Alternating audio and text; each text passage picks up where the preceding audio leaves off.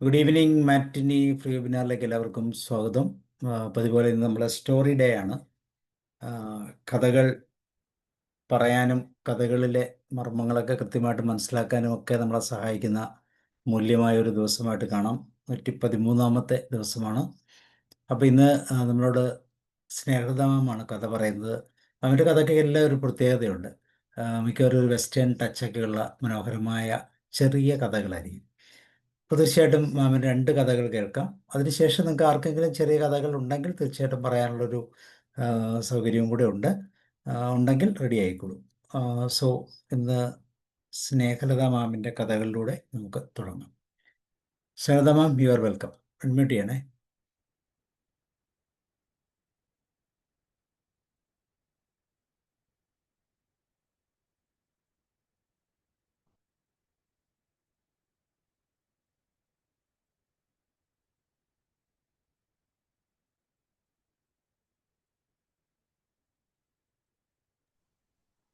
Okay. ഇങ്ങനെ ഒരു അവസരം തന്നതിന് സാബു സാറിന് ഒരുപാട് നന്ദി. എല്ലാവർക്കും എൻ്റെ വിനീത നമസ്കാരം. കേൾക്കാൻ വന്നിരിക്കുന്ന എല്ലാവരുടെയും പേരറിഞ്ഞൂടാ. ഉഷാമാം, പിന്നെ ആരൊക്കെയാന്ന്, ഉലയണ്ണൻ സാർ, അങ്ങനെ കുറച്ച് പേരുടെ പേരെ അറിയാവുള്ളൂ. എല്ലാവർക്കും നമസ്കാരം.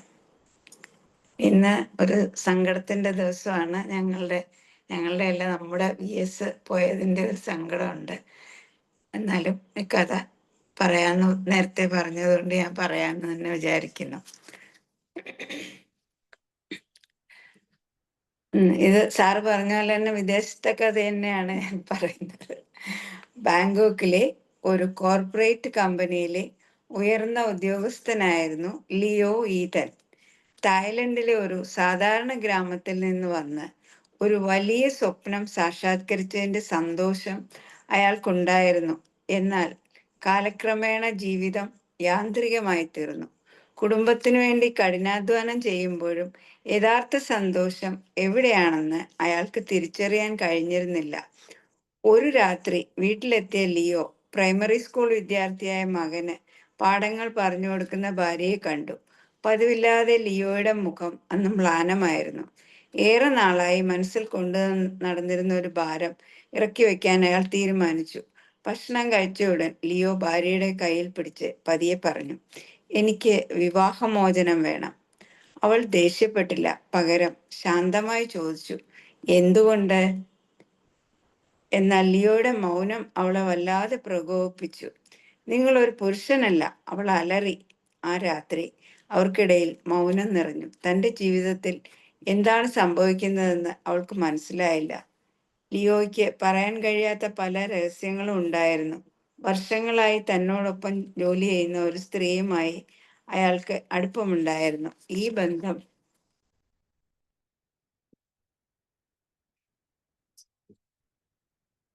തുടങ്ങിയതോടെ ഭാര്യയും മകനും അയാളുടെ ശ്രദ്ധയിൽ നിന്ന് അകന്നുപോയിരുന്നു.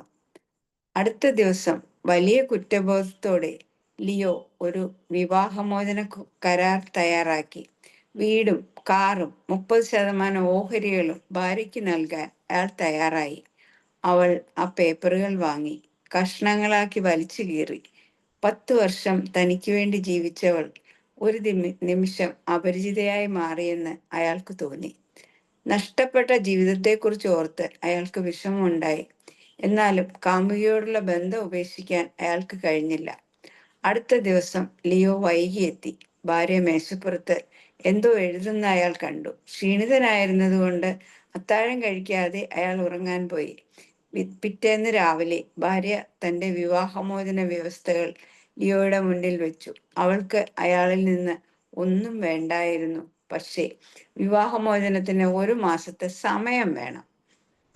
ആ 1 മാസം സാധാരണ ദമ്പതികളെ പോലെ ജീവിക്കാൻ അവൾ ആവശ്യപ്പെട്ടു. മകന്റെ പരീക്ഷയെ പ്രതികൂലമായി ബാധിക്കാതിരിക്കാനായിരുന്നു അത്. ഈ നിർദ്ദേശം ലിയോയ്ക്ക് സമ്മതമായിരുന്നു. എന്നാൽ അവൾക്ക് കൂടുതൽ ആവശ്യങ്ങൾ ഉണ്ടായിരുന്നു. തങ്ങളുടെ വിവാഹത്തിന്റെ ആദ്യ നാളുകളിൽ എങ്ങനെയാണോ പെരുമാറിയത് അതുപോലെ ലിയോ പെരുമാറണമെന്ന് അവൾ ആവശ്യപ്പെട്ടു. ഒരുപാട് സംസാരിച്ചും വീട്ടുജോലികളിൽ സഹായിച്ചും പരസ്പരം താങ്ങും തണലുമായി ജീവിച്ച ആ ദിവസങ്ങൾ തിരിച്ചു കൊണ്ടുവരാൻ അവൾ ആഗ്രഹിച്ചു. അങ്ങനെയെങ്കിലും വിവാഹമോചനം നടക്കുമല്ലോ എന്നോർത്ത് ലിയോ സമ്മതിച്ചു. അങ്ങനെ മകന് വേണ്ടി അവർ അഭിനയിച്ചു തുടങ്ങി. മാതാപിതാക്കളുടെ മാറ്റം മകനെ അത്ഭുതപ്പെടുത്തി. എല്ലാ ദിവസവും അവർ പരസ്പരം സ്നേഹിക്കുന്ന ദമ്പതികളെ പോലെ പെരുമാറി. ലിയോ കാമുകിയോട് ഭാര്യയുടെ ആവശ്യങ്ങളെക്കുറിച്ച് പറഞ്ഞു. അവൾ പുച്ഛത്തോടെ ചിരിച്ചു. അവൾ എന്ത് തന്ത്രം കാണിച്ചാലും അവൾക്ക് വിവാഹമോചനം നേരിടേണ്ടി വരും, കാമുകി പറഞ്ഞു. വിവാഹമോചന കരാറും നിർദ്ദേശങ്ങളും പ്രാബല്യത്തിൽ വന്നതോടെ ലിയോ ഭാര്യയെ വീട്ടുജോലികളിൽ സഹായിക്കാൻ തുടങ്ങി. ഇത് കണ്ടപ്പോൾ മകൻ സന്തോഷത്തോടെ കൈയടിച്ചു. അച്ഛൻ അമ്മയെ സഹായിക്കുന്നു. അവന്റെ നിഷ്കളങ്കമായ വാക്കുകൾ ലിയോയുടെ ഹൃദയത്തിൽ വേദനയുണ്ടാക്കി. മകന്റെ സന്തോഷം കണ്ടപ്പോൾ ഭാര്യ പതിയെ ലിയോയോട് പറഞ്ഞു, വിവാഹമോചനത്തെക്കുറിച്ച് മകനോട് പറയരുത്. ലിയോ തലയാട്ടി. ദിവസങ്ങൾ കടന്നുപോയി. അവർക്കിടയിൽ ഒരു ആത്മാർത്ഥമായ അടുപ്പം രൂപപ്പെട്ടുവോ എന്ന് ലിയോ സംശയിച്ചു. ഭാര്യയുടെ ഓരോ പ്രവൃത്തികളും അയാൾ ശ്രദ്ധിക്കാൻ തുടങ്ങി. ഈ സ്ത്രീയെ ഞാൻ എത്ര കാലമായി ശ്രദ്ധിച്ചിട്ടില്ല, ലിയോ മനസ്സിലോർത്തു. അവളുടെ മുഖത്ത് നേർത്ത ചുളിവുകൾ വീണിരുന്നു. മുടി നരച്ചിരുന്നു. വിവാഹം അവളെ തളർത്തിയിരുന്നു. താൻ അവളോട് ചെയ്തതിനെക്കുറിച്ച് അയാൾക്ക് കുറ്റബോധം തോന്നി. പൂന്തോട്ടത്തിൽ ഭാര്യയോടൊപ്പം നിൽക്കുമ്പോൾ അവരുടെ പഴയ അടുപ്പം തിരികെ വരുന്നതായി ലിയോയ്ക്ക് തോന്നി. വർഷങ്ങളായി തനിക്ക് ജീവിതം നൽകിയ സ്ത്രീയായിരുന്നു ഇവൾ. ഈ ചിന്ത അയാളിൽ കുറ്റബോധം നിറച്ചു. ദിവസങ്ങൾ കടന്നു പോകുന്തോറും അവരുടെ അടുപ്പം കൂടുതൽ ദൃഢമായി. അയാൾ കാമുകിയോട് ഇതിനെക്കുറിച്ചൊന്നും പറഞ്ഞില്ല. ഒരു ദിവസം രാവിലെ ലിയോ റൂമിലെത്തിയപ്പോൾ ഭാര്യ വസ്ത്രങ്ങൾ തിരഞ്ഞെടുക്കുകയായിരുന്നു. അവൾ നിശ്വസിച്ചു. എന്റെ എല്ലാ വസ്ത്രങ്ങളും വലുതായിരിക്കുന്നു. പെട്ടെന്ന് ലിയോയ്ക്ക് മനസ്സിലായി അവൾ വളരെ മെലിഞ്ഞിരിക്കുന്നു. എത്രമാത്രം വേദനയും സങ്കടവും അവൾ ഹൃദയത്തിൽ ഒതുക്കിയിരുന്നുവെന്ന് അയാൾ തിരിച്ചറിഞ്ഞു. കാമുകിയെ കണ്ടുമുട്ടിയതിനു ശേഷം താൻ ഭാര്യയെ ശ്രദ്ധിച്ചിട്ടേ ഇല്ലെന്ന് അയാൾക്ക് മനസ്സിലായി. അവരുടെ ജീവിതം സാധാരണ നിലയിലേക്ക് മാറിയെന്ന് അയാൾക്ക് തോന്നി. പക്ഷേ ഭാര്യയുടെ മെലിഞ്ഞ ശരീരം അയാളെ ദുഃഖിപ്പിച്ചു. വിവാഹമോചനത്തിന് സാവകാശം ചോദിച്ച ആ മാസത്തിലെ അവസാന ദിവസം ലിയോയ്ക്ക് കൂടുതൽ അസ്വസ്ഥത തോന്നി. അയാൾ ഭാര്യയോട് പറഞ്ഞു, നമ്മുടെ ജീവിതത്തിൽ അടുപ്പം കുറവാണെന്ന് ഞാൻ ശ്രദ്ധിച്ചിരുന്നില്ല. അല്പസമയത്തിന് ശേഷം ലിയോ കാർ ഓടിച്ച് ഓഫീസിലേക്ക് പോയി. ഓഫീസിലെത്തിയപ്പോൾ കാമുകി പുറത്തുണ്ടായിരുന്നു. ലിയോ അവളോട് പറഞ്ഞു, ക്ഷമിക്കണം, ഞാനിനി വിവാഹമോചനം നേടുന്നില്ല. കാമുകി അത്ഭുതത്തോടെ ലിയോയെ നോക്കി. നിങ്ങൾ ഇത്ര ദുർബലനാണോ? ഇത്ര പെട്ടെന്ന് മനസ്സ് മാറിയോ? അവൾ ചോദിച്ചു. ലിയോ അവളുടെ കൈ തട്ടി മാറ്റി. ക്ഷമിക്കണം, ഞാൻ വിവാഹമോചനം നേടില്ല. എൻ്റെ ദാമ്പത്യ ജീവിതം വിരസമായിരുന്നത് ഒരുപക്ഷെ ഞാനും അവളും ഞങ്ങളുടെ ജീവിതത്തിലെ ചെറിയ കാര്യങ്ങൾക്ക് പ്രാധാന്യം നൽകാത്തത് കൊണ്ടായിരിക്കാം. അല്ലാതെ ഞങ്ങൾ പരസ്പരം സ്നേഹിക്കാത്തത് കൊണ്ടായിരുന്നില്ല. ഞങ്ങളുടെ വിവാഹ ദിവസം അവളെ എൻ്റെ വീട്ടിലേക്ക് കൊണ്ടുവന്നത് മുതൽ മരണം ഞങ്ങളെ വേർപെടുത്തുന്നവരെ അവളെ സംരക്ഷിക്കാൻ ഞാൻ ബാധ്യസ്ഥനാണെന്ന് ഇപ്പോൾ ഞാൻ മനസ്സിലാക്കുന്നു. കാമുകി ഞെട്ടി. അവൾ അവനെ തട്ടി മാറ്റി. കുറെ നേരം പൊട്ടിക്കരഞ്ഞു. അന്ന് വൈകുന്നേരം ലിയോ ഓഫീസിൽ നിന്ന് വീട്ടിലേക്ക് മടങ്ങി. വഴിയിലെ പൂക്കടയിൽ നിന്ന് ഭാര്യയ്ക്കൊരു പൂച്ചെണ്ട് വാങ്ങി. കാർഡിൽ എന്തെഴുതണമെന്ന് സെയിൽസ് ഗേൾ ചോദിച്ചു. ലിയോ പുഞ്ചിരിച്ചുകൊണ്ട് എഴുതി, മരണം നമ്മെ വേർപെടുത്തുന്നതുവരെ ഞാൻ എല്ലാ കാലത്തും നിന്റെ കൂടെ ഉണ്ടാകും. സന്ധ്യയോടടുത്ത് ലിയോ വീട്ടിലെത്തി. കൈകളിൽ പൂക്കളും മുഖത്ത് പുഞ്ചിരിയും ഉണ്ടായിരുന്നു. അയാൾ പടികൾ ഓടിക്കയറി. പക്ഷേ വാതിൽക്കൽ ഭാര്യയെ കണ്ടില്ല. അന്ന് മകൻ മുത്തശ്ശിയുടെ വീട്ടിലേക്ക് പോയിരുന്നു. ലിയോ പൂമുഖത്തും അടുക്കളയിലും അവളെ തിരഞ്ഞു. അവസാനം കട്ടിലിൽ ചലനമറ്റ നിലയിൽ അവളെ അയാൾ കണ്ടെത്തി. അവൾ ഇത്രയും കാലം കഴിച്ചിരുന്ന മരുന്നുകളുടെ കുറിപ്പടിയും ബാക്കി വന്ന മരുന്നുകളും മേശപ്പുറത്തുണ്ടായിരുന്നു. ലിയോ ആ വലിയ സത്യം തിരിച്ചറിഞ്ഞു. തൻ്റെ ഭാര്യ മാസങ്ങളായി ക്യാൻസറുമായി പോരാടുകയായിരുന്നു. താൻ കാമുകിയുമായി തിരക്കിലായിരുന്നതുകൊണ്ട് അത് ശ്രദ്ധിക്കാൻ പോലും കഴിഞ്ഞില്ല. താൻ ഉടൻ മരിക്കുമെന്ന് അവൾക്കറിയാമായിരുന്നു. വിവാഹമോചനം നടക്കുകയാണെങ്കിൽ തങ്ങളുടെ മകനിൽ നിന്നുണ്ടാകുന്ന ഏതൊരു പ്രതികൂല പ്രതികരണത്തിൽ നിന്നും തന്നെ രക്ഷിക്കാൻ അവൾ ആഗ്രഹിച്ചുവെന്ന സത്യം തിരിച്ചറിഞ്ഞ ലിയോ പൊട്ടിക്കരഞ്ഞു. ഈ കഥ ഇത്രയേ ഉള്ളൂ സാർ. ഓക്കെ, അടുത്തതും കൂടെ ആകാം. നല്ല അടിപൊളി കഥയാണ്. യെസ്.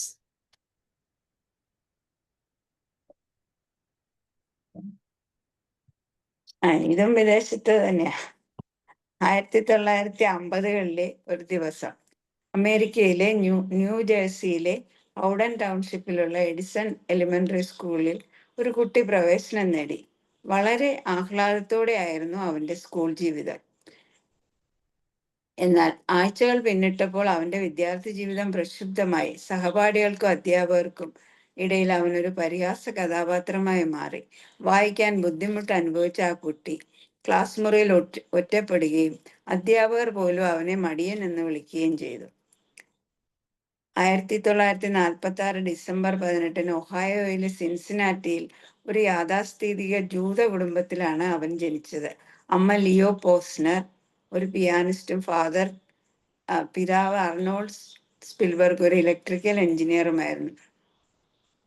മുതിർന്നതിന് ശേഷം 60 വയസ്സുള്ളപ്പോഴാണ് അവന്റെ പ്രശ്നം എന്തായിരുന്നെന്ന് അവൻ മനസ്സിലാക്കിയത്. അതിനാൽ കുട്ടിക്കാലത്ത് അധ്യാപകർ പോലും അവനെ തെറ്റിദ്ധരിച്ചു. അക്ഷരങ്ങൾ അവന്റെ മുന്നിൽ ഒരു കടങ്കഥ പോലെ ചിതറിക്കിടന്നു.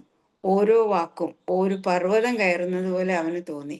ഉറക്കെ വായിക്കാൻ പറയുമ്പോൾ നാണക്കേട് കൊണ്ടും ഭയം കൊണ്ടും അവന്റെ ദേഹം വിറയ്ക്കുമായിരുന്നു. വായനയിലെ ഈ പ്രശ്നങ്ങൾ കാരണം കൂട്ടുകാർ കളിയാക്കി. ക്ലാസ് മുറി ഒരു പേടിസ്വപ്നമായി മാറി.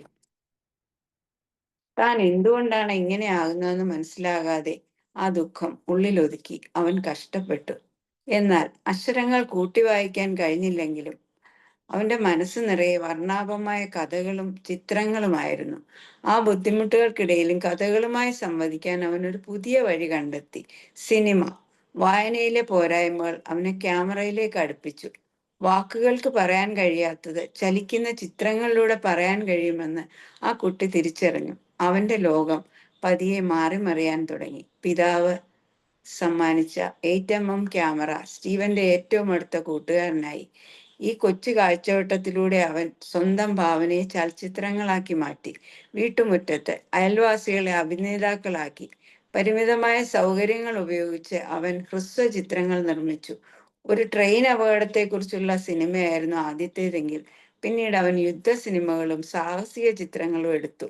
ഓരോ തവണയും ക്യാമറയ്ക്ക് പിന്നിൽ നിൽക്കുമ്പോൾ സ്കൂളിൽ അനുഭവിച്ച ഒറ്റപ്പെടലുകളും പരിഹാസങ്ങളും അവൻ മറന്നു. സിനിമ അവന് പ്രകടിപ്പിക്കാനും തൻ്റെ ചിന്തകളും സ്വപ്നങ്ങളും ലോകത്തോട് പറയാനുമുള്ള ഒരു മാധ്യമമായി മാറി.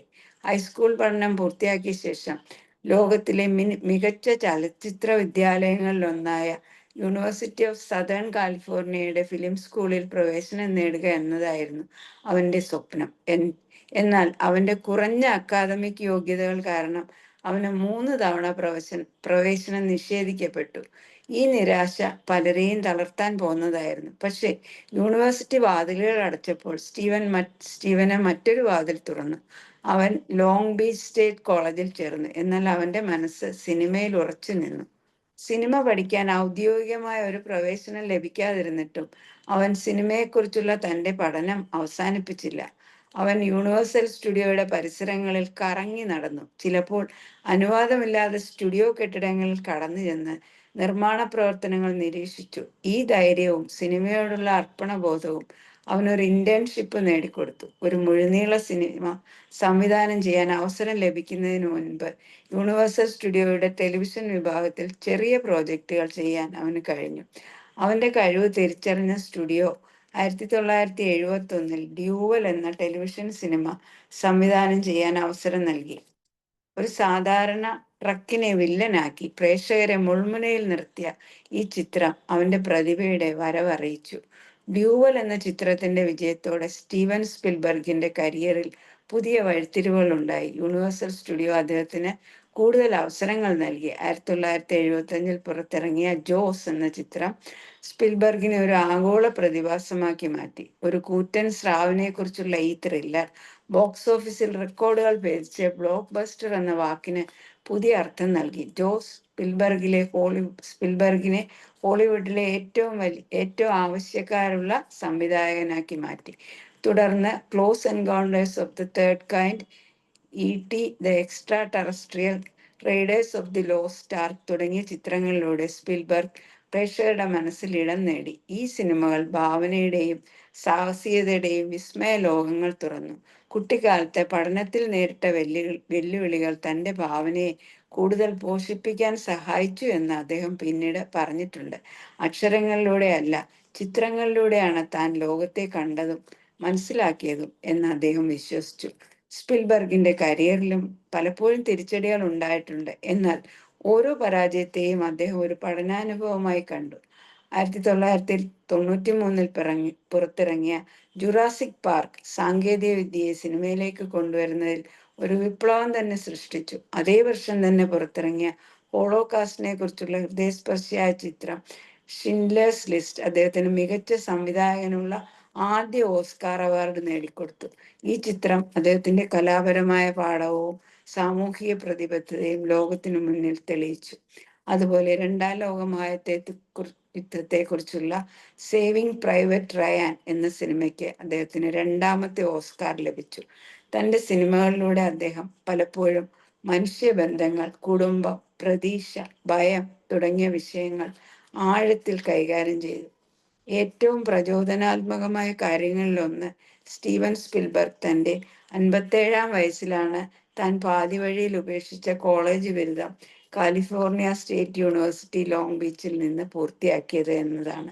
പഠനത്തിന് പ്രായം ഒരു തടസ്സമല്ല എന്ന് അദ്ദേഹം സ്വന്തം ജീവിതത്തിലൂടെ തെളിയിച്ചു.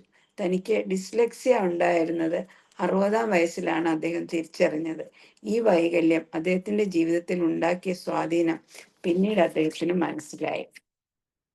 ഇന്ന് സ്റ്റീവൻ സ്പിൽബർഗ് ലോകത്തിലെ ഏറ്റവും സ്വാധീനമുള്ള സിനിമാ പ്രവർത്തകരിൽ ഒരാളാണ്. അദ്ദേഹത്തിന്റെ സിനിമകൾ തലമുറകളെ പ്രചോദിപ്പിക്കുകയും വിസ്മയിപ്പിക്കുകയും ചെയ്യുന്നു. സ്കൂളിൽ മടിയൻ എന്ന് വിളിക്കപ്പെട്ട ആ കൊച്ചുകുട്ടി തൻ്റെ കുറവുകളെ ശക്തിയാക്കി മാറ്റി. അക്ഷരങ്ങൾക്ക് പകരം ക്യാമറയെ കൂട്ടുപിടിച്ച് ലോകം കണ്ട ഏറ്റവും വലിയ കഥാകാരന്മാരിൽ ഒരാളായി മാറി. ഇത്രയുള്ള സാറേ, ഇതൊരു സംഭവമാണെന്ന് വേണേൽ പറയാം, കഥയല്ല. അല്ല, ഈ കാലത്ത് വളരെ പ്രസക്തമായ ഒരു ഏരിയയാണത്. തീർച്ചയായിട്ടും അതിനെക്കുറിച്ചും ചിന്തിക്കേണ്ടത് തന്നെയാണ്. അപ്പോൾ അതൊരു മനോഹരമായ ഒരു വ്യക്തി അതിനാധാരമായി എന്ന് പറയുമ്പോൾ വളരെ കൃത്യമാണ്. ഇനിവേ, ഈ രണ്ട് കഥകളും, ഒരു സംഭവകഥയും ഒരു കഥയും, ഈ രണ്ട് കഥകളും തീർച്ചയായിട്ടും നമ്മുടെ ജീവിതത്തിൽ വളരെയധികം സ്വാധീനം ചെലുത്തുന്നുണ്ട് എന്നുള്ളതിന് ഒരു സംശയവുമില്ല. ആദ്യത്തെ കേസിൽ ഒരു യഥാർത്ഥ ജീവിതം, ഒരു നല്ല ജീവിതത്തെ യാന്ത്രിക ജീവിതമായി മാറ്റാൻ നമ്മൾ പോലും അറിയാതെ ഉണ്ടാകുന്ന ചില തളപ്പിഴകളെ കുറിച്ചൊക്കെയാണ് അത് പറയുന്നത്. പക്ഷെ അതിൻ്റെ ഇതിവൃത്തത്തിൽ മനോഹരമായ ചില പോയിന്റുകൾ ഉണ്ട് എന്നുള്ളത് തന്നെയാണ്. ഒത്തിരി ശ്രദ്ധിക്കേണ്ട, അല്ലേ, ചെറിയ ചെറിയ കാര്യങ്ങളിൽ ശ്രദ്ധിക്കാതെ പോയത് കൊണ്ട് ഉണ്ടായ ചില പ്രശ്നങ്ങൾ. പക്ഷെ അത് ശ്രദ്ധിക്കാൻ തുടങ്ങിയപ്പോഴാണ് അതിൻ്റെ മനോഹാരിതയൊക്കെ കൃത്യമായിട്ട് മനസ്സിലാകുന്നത്. അതിനകത്ത് ഇങ്ങനെ പറയുകയാണ്, എനിക്ക് വിവാഹമോചനം ആവശ്യമുണ്ട്. ഇത് പറയുമ്പോൾ ആ ലേഡിയുടെ അല്ലെങ്കിൽ ആ വൈഫിൻ്റെ റെസ്പോൺസ് വളരെ രസകരമാണ്. ഓക്കെ എന്നുള്ള ആ ഒരു റെസ്പോൺസ്. സാധാരണ അങ്ങനെയൊന്നും ആരും പ്രതികരിക്കുമെന്ന് തോന്നുന്നില്ല. പക്ഷെ വളരെ കൂളായിട്ടത് പ്രതികരിച്ചു. പക്ഷേ തീർച്ചയായിട്ടും മൗനം എപ്പോഴും പ്രശ്നം ഉണ്ടാക്കുന്ന ഒരു കാര്യമാണ്. കാരണം യെസ് ആണോ നോ എന്നോ അറിയാൻ തീരുമാനിക്കാൻ പറ്റാതെ വരുമ്പോഴും, നമ്മൾക്ക് പറയുന്നതിന് യാതൊരു വിലയില്ലാതെ വരുമ്പോഴൊക്കെ മൗനം നമ്മളെ പലപ്പോഴും തകർത്ത് കളയാറുണ്ട്. അതൊരു വലിയ ആയുധം തന്നെയാണ്, അല്ലേ? ഒരു ബോംബിൻ്റെ ശക്തിയുള്ള ആയുധം എന്നൊക്കെ നമ്മൾ പറയുന്ന പോലെ. പക്ഷെ അതിൻ്റെ വ്യവസ്ഥകൾ, ആ വിവാഹമോചനത്തിൻ്റെ വ്യവസ്ഥകൾ തിരിച്ച് പറഞ്ഞ തിരിച്ച് വ്യവസ്ഥകൾ പറഞ്ഞതൊക്കെ വളരെ മനോഹരമായ വ്യവസ്ഥകളാണ്. അത് കേൾക്കുമ്പോൾ അതിൻ്റെ ക്ലൈമാക്സ് എങ്ങനെയാവുമെന്ന് ഒരിക്കലും വിചാരിച്ചില്ല. പക്ഷേ തീർച്ചയായിട്ടും ആ വ്യവസ്ഥകൾ, അതിനൊരു കണ്ടീഷനും കൂടെ പറഞ്ഞു. മകന് വേണ്ടി, മകൻ്റെ ആ ലൈഫ്, അതിനൊരു കോട്ടം വരാതിരിക്കാൻ വേണ്ടി ചെയ്യേണ്ട കാര്യങ്ങൾ, ആദ്യനാളിലുള്ളതുപോലെയുള്ള കാര്യങ്ങൾ, പ്രത്യേകിച്ച് സംസാരം, വീട്ടുജോലികളെല്ലാം കൃത്യമായിട്ട് ചെയ്യണം. അതുപോലെ തന്നെ തീർച്ചയായിട്ടും അതുകൊണ്ട് ആ മാറ്റം കൃത്യമായിട്ട് അത് മകനിൽ അത് കാണാൻ സാധിച്ചു. അത് കൃത്യമായിട്ട് അത് എക്സ്പ്ലെയിൻ ചെയ്തു. അപ്പോൾ അതുകൊണ്ട് തന്നെ ആ ചേഞ്ച് തീർച്ചയായിട്ടും പഴയ ആ ലൈഫിലേക്ക് തിരിച്ചു വരാൻ കാരണമായി. പക്ഷേ അതിൻ്റെ ഈ ക്ലൈമാക്സ് അത് തീർച്ചയായിട്ടും കഥകളുടെ ക്ലൈമാക്സ് പോലെ ആയിപ്പോയി എന്നുള്ളത് തന്നെയാണ് എൻ്റെ ഒരു പ്രത്യേകത. കഥകൾക്ക് അങ്ങനെ ക്ലൈമാക്സ് വേണം എന്നുള്ളത്. രണ്ടാമത്തെ കഥയിലേക്ക് പറയുമ്പോൾ, അത് വളരെ എനിക്ക് ഭയങ്കര ശ്രദ്ധിക്കാൻ പറ്റിയത്, കാരണം ഇന്നത്തെ കാലം ഈ ഡിസ്ലെക്സിയ അല്ലെങ്കിൽ ലേണിംഗ് സ്റ്റൈലിനുണ്ടാകുന്ന പ്രശ്നങ്ങളൊക്കെ അഭിമുഖീകരിക്കുന്ന ഒരു കാര്യമാണ്. ഇന്ന് പോലും ഞാൻ അങ്ങനെ ഒരു കുട്ടിയുടെ കാര്യം സംസാരിക്കാൻ ഇടവന്നു. കാരണം ബ്രെയിനിൻ്റെ ചില ഭാഗങ്ങളിൽ ഉണ്ടാകുന്ന ചലഞ്ചസ് ഉണ്ടാകുന്നത് കുട്ടികളെ നോക്കുന്നത് കൊണ്ടാണ് എന്നുള്ളത് ഒരു വലിയ സത്യം തന്നെയാണ്. അതുപോലും തിരിച്ചറിയാതെയാണ് പലപ്പോഴും ഇന്നത്തെ ഫാസ്റ്റ് ആയിട്ടുള്ള മാതാപിതാക്കളും ഒക്കെ മുന്നോട്ട് പോകുന്നത്. ആ, വേണ്ട രീതിയിൽ കൈകാര്യം കുട്ടികളുടെ ഈ എന്താ പറയുന്നത് ഡെവലപ്മെൻറ്റ് സ്റ്റേജുകൾ കൃത്യമല്ലാതെ വരുമ്പോൾ ഉണ്ടാകുന്ന ചില പ്രശ്നങ്ങൾ, ലേണിംഗ് സ്റ്റൈലിനുണ്ടാകുന്ന പ്രശ്നം. അപ്പോൾ ഇവിടെ ഈ ഒരു പ്രശ്നത്തെ അടിസ്ഥാനപ്പെടുത്തിയ കഥയിൽ അല്ലെങ്കിൽ അതിൽ പറഞ്ഞ രണ്ട് മൂന്ന് വാക്കുകൾ വളരെ രസകരമായി.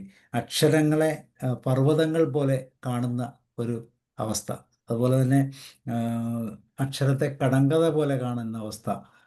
വീണ്ടും പറയുന്നു, ആ, ക്ലാസ് മുറിയെ പേടി സ്വപ്നമാക്കുന്ന അവസ്ഥ. ഇതൊക്കെ സത്യത്തിൽ ഇന്നർ സൈഡിലുള്ളോ, ഇതൊന്നും പുറത്ത് പറഞ്ഞ് പ്രകടിപ്പിക്കാൻ പറ്റുമോ? എനിക്ക് അക്ഷരങ്ങൾ പർവ്വതങ്ങൾ പോലെയാണെന്നോ അല്ലെങ്കിൽ എന്താ പറയുന്ന അക്ഷരങ്ങൾ കടങ്കഥ പോലെയാണെന്നൊന്നും പറഞ്ഞ് എക്സ്പ്ലെയിൻ, ഇതൊക്കെ ഇൻറ്റേർണൽ പാർട്ടാണ്. പക്ഷേ ഈ ഇൻറ്റേർണൽ പാർട്ടെല്ലാം സഹിച്ചുകൊണ്ടാണ് നമ്മളുടെ ഇന്നത്തെ ഭൂരിഭാഗം കൊച്ചു കുട്ടികൾ ഇന്ന് മുന്നോട്ട് പോകുന്നത്. ഇപ്പം കുട്ടികളുടെ മാനസികാരോഗ്യം എന്നൊക്കെ പറഞ്ഞ് ഒരു തലം നമ്മൾ സംസാരിക്കുമ്പോൾ ഇപ്പം സംസാരിക്കേണ്ട 1 വയസ്സ് വരെയുള്ള കുട്ടികളുടെ മാനസികാരോഗ്യത്തെക്കുറിച്ചാണ്. കാരണം പല കുട്ടികളും ഇതുപോലുള്ള ഈ എന്താ പറയുന്നത് മൊബൈലിൻ്റെ ഒക്കെ അതിപ്രസരം കൊണ്ട് പലപ്പോഴും ഇങ്ങനെയുള്ള ഡിസ്ലെക്സിയ പോലുള്ള ആ, പ്രശ്നങ്ങൾ ഉണ്ടാകുകയാണ്. അല്ലാതെ അത് ജന്മന ഉണ്ടാകുന്നതല്ല, പലപ്പോഴും നമ്മൾ പേരൻസ് തന്നെ ഉണ്ടാക്കുന്നതാണ്. അപ്പോൾ അതിൽ നിന്നൊക്കെ വ്യത്യസ്തമായ ഒരു വ്യക്തി ആ, തൻ്റെ ജീവിതത്തെ ചിത്രങ്ങൾ കൂട്ടി യോജിപ്പിച്ച് മൂവിയാക്കുന്ന രീതിയിലേക്ക് മാറ്റി പ്രശസ്തനായ ഒരു വ്യക്തി. ഇന്നത്തെ കാലത്ത് വളരെ ഇമ്പോർട്ടൻ്റ് ആണ് ഈ ചരിത്രം. ഇങ്ങനത്തെ ഒരു ചരിത്രം സ്റ്റീവൻ സ്പിൽബർഗിൻ്റെ ജോസും എന്താ പറയുക ജുറാസിക് പാർക്കും ഒക്കെ നമ്മൾ എത്രയോ പ്രാവശ്യമാണ് കണ്ടിരിക്കുന്നത്. പക്ഷെ അദ്ദേഹത്തിന് ഇങ്ങനൊരു ചരിത്രം ഉണ്ടെന്ന് ഒരിക്കൽ പോലും ശ്രദ്ധിച്ചിട്ടില്ല. അപ്പം അത് ഇന്നത്തെ കോണ്ടക്സ്റ്റിൽ വളരെ ഇമ്പോർട്ടൻ്റ് ആണ്. ഒരു നല്ലൊരു എക്സാമ്പിളാണ്. കാരണം കുട്ടികളെ ആ, പറഞ്ഞ് അല്ലെങ്കിൽ കുട്ടികളെ പറഞ്ഞിട്ട് മനസ്സിലാകത്തില്ല, പ്രത്യേകിച്ച് പേരൻസിനെ പറഞ്ഞ് മനസ്സിലാക്കാൻ ഇത് വളരെ അത്യാവശ്യമുള്ള ഒരു ജീവചരിത്രമാണെന്നുള്ളതാണ് പ്രത്യേകത. സോ രണ്ടും വളരെ മനോഹരമായി. ഓക്കെ, അപ്പോൾ ഇനി മോഹൻദാസ് സാറിലേക്ക് പോകാം.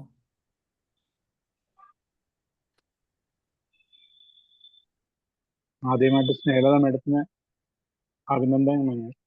കാരണം താങ്ക് യു സർ. രണ്ടും കാരണം ഈ പറഞ്ഞ പോലെ സാർ പറഞ്ഞ പോലെ പാശ്ചാത്യമാണെങ്കിലും അത് പാശ്ചാത്യമല്ല. ജീവിതം എല്ലായിടത്തും ഒരുപോലെ തന്നെയാണ്. ഭാര്യ ഭർത്താക്കന്മാരുടെ ബന്ധങ്ങളായാലും ദാമ്പത്യ ജീവിതമായാലും അത് ഇന്ത്യയിലായാലും പുറത്തായാലും ഒന്ന് തന്നെയാണ്. അതിന്റെ അടിസ്ഥാന മൂല്യം മാറുന്നില്ല. ഈ സാറ് പറഞ്ഞ കൊച്ചു കൊച്ചു കാര്യങ്ങളിലുള്ള അശ്രദ്ധ അത് ഒരു വലിയ ഇതായിട്ട് ഭീകരമായിട്ട് മാറി അവസാനം ഡൈവേഴ്സ് എന്നുള്ളതിലേക്ക് വന്ന് നിൽക്കുമ്പോൾ ഉള്ളത്. പക്ഷെ അത് സാറ് പറഞ്ഞ പോലെ ആ രണ്ടും അദ്ദേഹത്തിന്റെ ഒരു ആവശ്യം, അവരുടെ ഒരു പ്രതികരണം അതായിരുന്നു. ആ സമചിത്തതയോട് കൂടിയുള്ള അവരുടെ പ്രതികരണം. അവരെ ഏതെങ്കിലും അറിയാം ഇത് ഡൈവേഴ്സ് മേടിച്ചാലും അവർ മരിക്കും, അല്ലെങ്കിലും അവർക്ക് ക്യാൻസർ പോലത്തെ ഒരു രോഗമാണെന്നുണ്ടെങ്കിൽ അതിന്റെ ടൈം ഉണ്ട്, അതിന് മുമ്പായിട്ട് അവരുടെ സ്വന്തം മകന്റെ ഭാവിയെ ഒരു സുരക്ഷിതമാക്കി അവന് ഒരു ലൈഫ് കൊടുക്കണം എന്നുള്ള ആ തീവ്രമായ ഒരു എന്താണ് ചിന്തയായിരിക്കും അവരെ അങ്ങനെ മാറി ചിന്തിപ്പിച്ചത്. എല്ലാം സഹിച്ചു നീ 1 മാസം കൂടി ഒന്ന് പരീക്ഷണം എന്ന പോലെ കൊണ്ടുവന്നു. പക്ഷെ ആ പുതിയൊരു ട്വിസ്റ്റായിരുന്നു അത്. ഒരിടത്തും സാറിന് കാണാനോ കേൾക്കാനോ പറ്റാത്ത ഒരു കഥയുടെ ട്വിസ്റ്റായിരുന്നു. പക്ഷെ അത് കഴിഞ്ഞുള്ള പ്രവർത്തനവും ഒരു ഊഹം ഉണ്ടായിരുന്നു, അവസാനം ഒരു വിട്ടുപോകാൻ പറ്റാത്ത ഒരു അവസ്ഥ ആവും എന്നുള്ളത് നമുക്ക് നേരെ സൂചന കിട്ടി. പിന്നെ അവരുടെ ഡ്രസ്സിന്റെ കാര്യം പറയുമ്പോഴും മനസ്സിലായി അവർക്ക് എന്തോ ഒരു ഭീകരമായ ഒരു രോഗാവസ്ഥയിലാണ് അവരെന്നുള്ളത് വായനക്കാർ തിരിച്ചറിയുന്നുണ്ട്. അതുപോലെ ഇദ്ദേഹം ആ പൂവായിട്ട് വരുമ്പോഴും നമ്മുടെ അവിടെ ട്രാജഡി മുതൽ കാണുന്നുണ്ട്. എനിക്ക് ഫീൽ ചെയ്തു അവിടെ വരുമ്പം അവരെ കാണില്ല, അല്ലെങ്കിൽ ജീവിച്ചിരിപ്പില്ല എന്നുള്ള അവസ്ഥയിലായിരിക്കും എന്നുള്ളൊരിതും വന്നു. കാരണം യാഥാർത്ഥ്യമാണ്, ഇത്രയും ഇതായിട്ട് വരുമ്പോൾ അതിന്റെ എന്റെ അങ്ങനെ ഒന്ന് അവസാനിക്കുള്ളൂ എന്നുള്ളത്. അതുപോലെ തന്നെയാണ് സംഭവിച്ചത്. അതിൽ നിന്ന് ആ മനുഷ്യൻ മാറി എന്നുള്ളതാണ്. അവൻ ജീവിതത്തിനെ കുറിച്ച് പിന്നെ മനസ്സിലാക്കുകയും, അതായത് വളരെ തിരക്കുള്ള ഇതിലേക്ക് വേറെ വഴിമാറി പോകുന്ന സന്ദർഭങ്ങളിൽ സ്വന്തം ജീവിതം നഷ്ടപ്പെട്ടു പോകുന്നു എന്നുള്ളൊരു തിരിച്ചറിവ് അത് നന്നായിട്ട് മാഡം നന്നായിട്ട് അത് പ്രസന്റ് ചെയ്തു. നമ്മൾ അങ്ങോടൊപ്പം തന്നെ നമ്മുടെ മനസ്സിനെയും അങ്ങോടൊപ്പം തന്നെ കൊണ്ടുപോയി നന്നായിട്ട് അതിനെ ജീവിത കഥയെ നമുക്ക് ഉൾവാങ്ങാൻ സാധിച്ചു. തീർച്ചയായിട്ടും അത് അഭിനന്ദനാർഹമാണ്. രണ്ടാമത്തുള്ളത് ഞാൻ നേരത്തെ കേട്ടിട്ടുള്ളതാണ്, സ്റ്റീഫൻ സ്പിൽബർഗിന്റെ. അതൊരു എന്ന് പറഞ്ഞാൽ ഒരു മനുഷ്യന്റെ തുടക്കം മുതൽ ജന്മം മുതൽ അയാളുടെ പ്രശസ്തിയിലേക്ക് എത്തുന്ന, കൊടുമുടിയിലേക്ക് എത്തുന്ന വരെയുള്ള ഇത്. കാരണം ഈ സാബു സാർ പറഞ്ഞ കൊച്ചുകുട്ടികളിൽ ഇപ്പം കണ്ടുവരുന്നത് ഉണ്ട്. കാരണം അത് ഈ പറയുന്ന മൊബൈലും ടി വിയും കണ്ടിട്ടാണോ എന്നറിയത്തില്ല, വായിക്കാൻ ആൾ വളരെ ബുദ്ധിമുട്ടെന്നുള്ളതാണ്. ഈ അക്ഷരങ്ങൾ കൂട്ടി വായിക്കാനും അതുപോലെ തന്നെ ക്ലാസ്സിൽ എന്ന് പറയുമ്പം പേടി സുഖമായിട്ട് നോക്കുന്ന, അല്ലെങ്കിൽ ഇപ്പോഴും എൻ്റെ മോളുടെ കൊച്ചുമോൻ ഇളയമോൻ പ്രയാസമാണ്. അവന് സ്കൂൾ എന്ന് പറയുമ്പോൾ തന്നെ ആണ് സ്കൂളിന്റെ പേര് ചോദിക്കരുത്, അവന്റെ പേര് ചോദിക്കരുത്, എവിടെയാണെന്ന് ചോദിക്കരുത്, അത് മാത്രം അവൻ പാടില്ല. വളരെ സ്കൂളാണ്, എല്ലാം അറിയാം, പക്ഷെ ആരോടും മിണ്ടാനെടുക്കാനുണ്ട്. അത് ഈ ടി വിയുടെയും മൊബൈലിന്റെ ഉള്ളതായിരിക്കും തോന്നുന്നു. അത് എഫക്റ്റ് ആണോ എന്നറിയാം. അപ്പൊ അത് പല യാഥാർത്ഥ്യങ്ങളും നമ്മൾ മനസ്സിലാക്കാൻ വിട്ടുപോകുന്നു എന്നുള്ളതാണ്. അവിടേക്കും അയാൾ നല്ലൊരു ജീവിത അനുഭവത്തിനാണ് കൊണ്ടുവന്നത്. തീർച്ചയായിട്ടും രണ്ടും അഭിനന്ദനങ്ങൾ അറിയിക്കുന്നു. വളരെ സൈലന്റ് ആയിട്ടുള്ള ഒരു പ്രസന്റേഷൻ ആയിരുന്നു, നന്നായിരുന്നു. ഒരിക്കൽ കൂടി അഭിനന്ദനം. Thank you sir. ഓക്കെ, ഉഷാമ മുറി. എല്ലാവർക്കും നമസ്കാരം. സ്നേഹലതമ്മ ഇന്ന് പതിവിന് സുന്ദരിയായിട്ടുണ്ട്. പിങ്ക് നിറത്തിലുള്ള കുർത്തയില് സ്വർണ്ണ നൂലുകൾ തുന്നി ചേർത്ത ഒരു എംബ്രോയിഡറിയോട് കൂടിയിട്ട് ഇത്ര സുന്ദരിയാണ് മാമെന്ന് ഞാൻ ഇന്നാണ് അറിയുന്നത്. കാരണം ഒരു ഇടയ്ക്ക് തല മാത്രം, മുഖം മാത്രം ഞാൻ ഇതുവരെയും കണ്ടിട്ടുള്ളേ. അപ്പൊ അതുപോലെ തന്നെ വളരെ മനോഹരമായിരുന്നു ഇന്നത്തെ കഥകൾ രണ്ടും. അവതരിപ്പിച്ചതും വളരെ നന്നായിരുന്നു. മുൻപത്തെ സെഷനിലേക്കാളൊക്കെ ഞാൻ കേട്ടിട്ടുണ്ട് മുൻപ് കഥകള്, പക്ഷെ അതിലൊക്കെ നല്ല എനർജറ്റിക് ആയിട്ടാണ് ഇന്ന് മാമിന്റെ പ്രസന്റേഷൻ ഉണ്ടായത്. എനിക്ക് ഒത്തിരി സന്തോഷം തോന്നി. അത് ഒരുപാട് ഒരു പോസിറ്റീവ് എനർജി ഫീൽ ചെയ്തു. പിന്നെ രണ്ട് കഥകളും വളരെ ഹൃദയസ്പർശിയായിരുന്നു. ആദ്യത്തെ കഥ എന്ന് അത് കേട്ടപ്പോൾ എനിക്ക് തോന്നിയത് ഒരു സ്ത്രീയുടെ സൗന്ദര്യം, അല്ലെങ്കിൽ അവളുടെ യൗവനം, അവളുടെ വസന്തം എന്നൊക്കെ പറയുന്നത് ഒരു പുരുഷന്റെ സ്നേഹമാണ്. ഒരു കൂരയ്ക്ക് കീഴില് ഒരുമിച്ച് താമസിക്കുമ്പോൾ പരസ്പരം അപരിചിതരെ പോലെ ആയി പോകുന്ന രണ്ട് വ്യക്തികൾ, അവരിൽ ഉണ്ടാകുന്ന ആ ഒരു മരവിപ്പ്, അതുപോലെ തന്നെ സ്നേഹമില്ലായ്മ, ഒരു ജീവിതം നിറമില്ലാത്ത ഒരവസ്ഥയിൽ വരുമ്പോൾ അവര് വീണ്ടും പൂക്കൾ തേടി പോവുക, പുതിയ ബന്ധങ്ങൾ സൃഷ്ടിക്കുക, അങ്ങനെയൊക്കെയുള്ളതൊക്കെ നമുക്ക് സർവ്വസാധാരണമായിട്ട് കാണാൻ പറ്റുന്ന ഒരു കാര്യമാണ്. ഇപ്പോ അത് ആനുകാലിക പ്രാധാന്യമുള്ള ഒരു കാര്യം തന്നെയാണ്. പക്ഷെ അതിന് പിന്നിലൊരു ഒരു യാഥാർത്ഥ്യം കൂടി ഉണ്ടെന്നുള്ള ഇതാണ് നമ്മൾ ഈ കഥയിൽ നിന്ന് മനസ്സിലാക്കുന്നത്.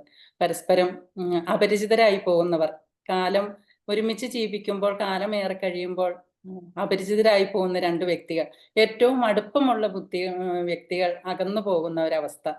അപ്പോ അതിനുള്ളില് എത്രയൊക്കെ ആണെങ്കിലും ഒരു കുട്ടി നമ്മുടെ ഇടയിലുണ്ട് എന്നുള്ള ഒരു സത്യം, പിന്നെ അതുപോലെ തന്നെ മറ്റുള്ള കൂടെയുള്ള ഒരാളുടെ ആരോഗ്യത്തെ ശ്രദ്ധിക്കാതിരിക്കുക, അവരുടെ സ്നേഹത്തെ തിരിച്ചറിയാതിരിക്കുക, അതൊക്കെ ഇന്നും നമുക്ക് ഭയങ്കരമായിട്ട് സങ്കടപ്പെടുത്തുന്ന ഒരു കാര്യങ്ങൾ തന്നെയാണ്. നമ്മുടെ ചുറ്റുപാടും കാണാൻ കഴിയുന്ന ഒരുപാട് ജീവിതങ്ങളുണ്ട് അതുപോലെ. അവയ്ക്കൊക്കെ അടിസ്ഥാനമായിട്ടുള്ള കാരണം സ്നേഹമില്ലായ്മ തന്നെയാണ്, പരിഗണനയില്ലായ്മ കൂടിയാണെന്നുള്ള ഒരു സത്യം ഈ കഥയിലൂടെ നമുക്ക് ഏവർക്കും മനസ്സിലാക്കാൻ സാധിച്ചു. പ്രത്യേകിച്ചും ഭാര്യ ഭർത്താക്കന്മാരുടെ ഇടയിൽ ഉണ്ടാകുന്ന ഒരു സ്നേഹത്തിന്റെ രാഹിത്യം, അവരുടെ അടുപ്പമില്ലായ്മയുടെ ഒരു അവസ്ഥയൊക്കെ വളരെ സങ്കടത്തോടു കൂടിയാണ് ഈ കഥ നമുക്ക് കേൾക്കാൻ കഴിയുക. ഇതിൽ നിന്നും ഒരുപാട് മെസ്സേജ് ഉണ്ട്, ഇതിനകത്ത് സത്യമുണ്ട്, അത് മനസ്സിലാക്കാനായിട്ട് കഴിയുക. എൻ്റെ ഓർമ്മയിൽ 2017 പുറത്തിറങ്ങിയ ഒരു മുന്തിരിവള്ളികൾ തളിർക്കുമ്പോൾ എന്നുള്ള ഒരു ഫിലിം ഞാൻ കണ്ടതായിട്ട് ഓർക്കുന്നുണ്ട്. മോഹൻലാലാണ് അതിലെ നായകനും മീന നായികയുമായിട്ട് അഭിനയിച്ച ഒരു സിനിമയാണത്. അപ്പൊ അതില് അവരൊരുമിച്ചാണ് താമസിക്കുന്നത്. ഭാര്യയുടെ നേരെ നോക്കിയിട്ട് വർഷങ്ങളായി.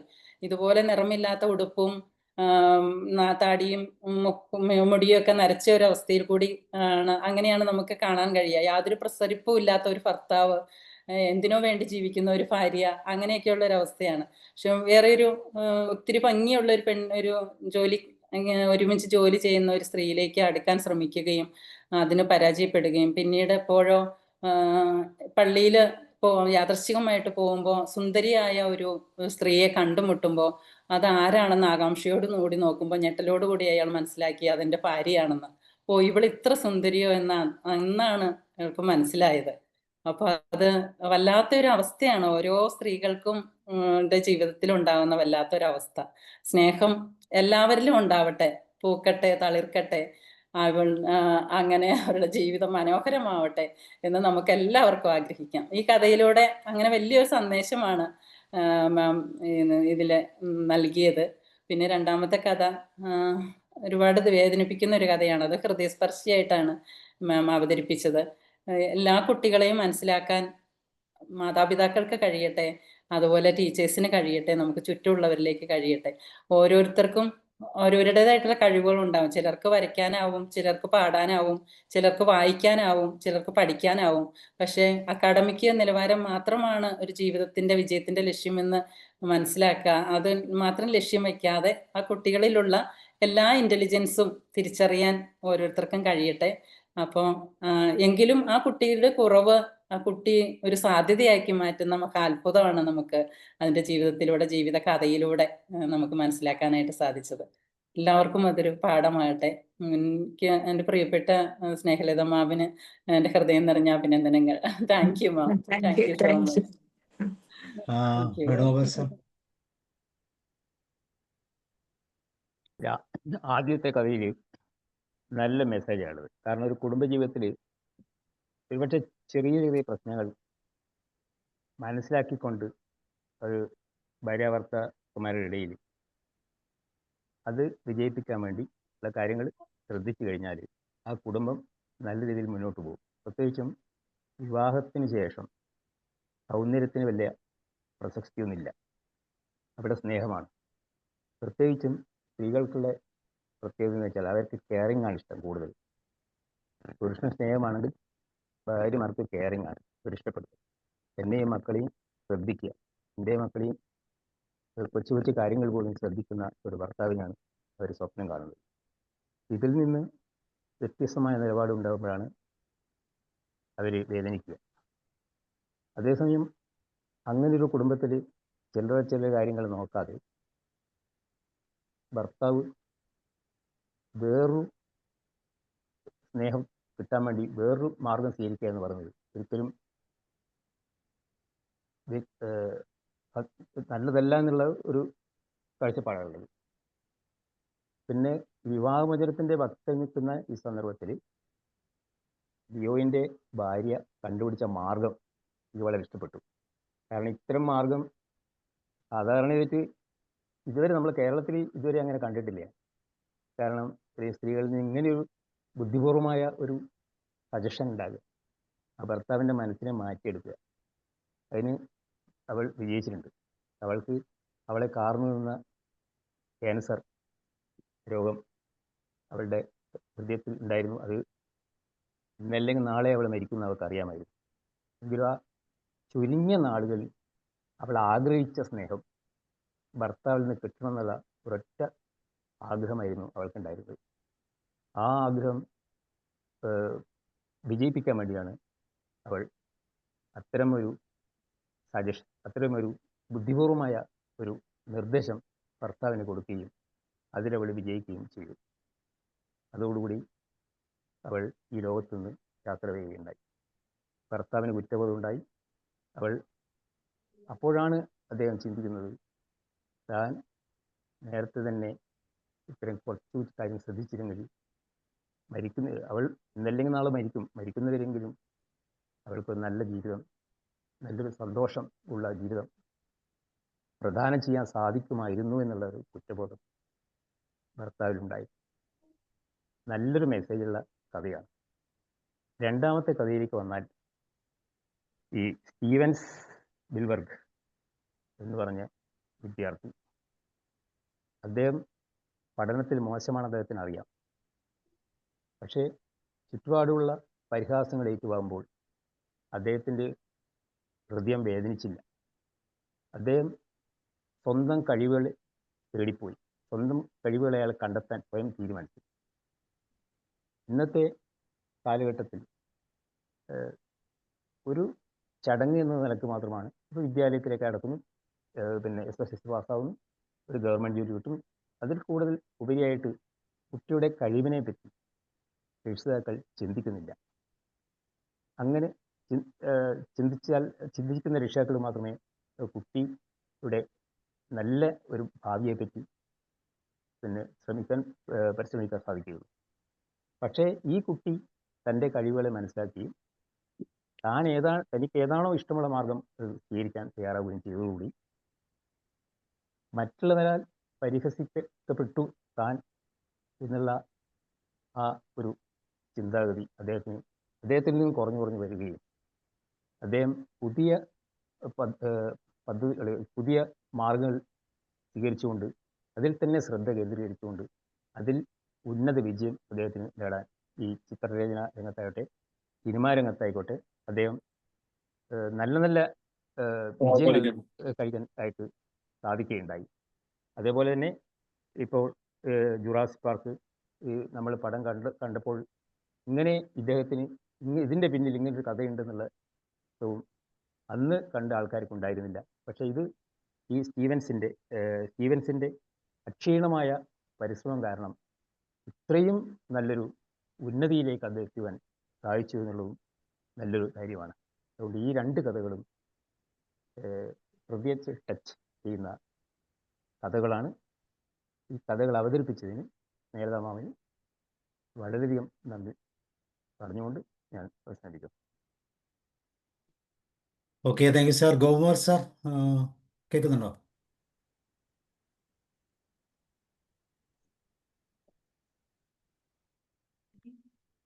ഗോകുമാർ സാർ കേൾക്കാവോ?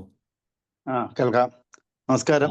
ആദ്യത്തെ കഥയിൽ എനിക്ക് പറയാനുള്ളത്, അവർക്ക് ഭർത്താവ് വന്ന് ഭാര്യയുടെ ഡൈവേഴ്സ് ആവശ്യപ്പെടുമ്പോൾ അവരത് പ്രതീക്ഷിച്ചായിരുന്നു. അവരുടെ അവസ്ഥ അവർക്ക് അറിയാവുന്നുണ്ട്. അവരത് പ്രതീക്ഷിച്ചതായിരുന്നു, അവരത് തയ്യാറായിരുന്നു എന്ന് മനസ്സിലാവാൻ സാധിക്കും. കാരണം അവരുടെ അവസ്ഥ അറിയാം, ഹസ്ബൻഡ് ആ അവസ്ഥ അറിയില്ല. പക്ഷെ അതുകൊണ്ട് പഴയ ജീവിതം അവർ തീരുമാനിച്ചു.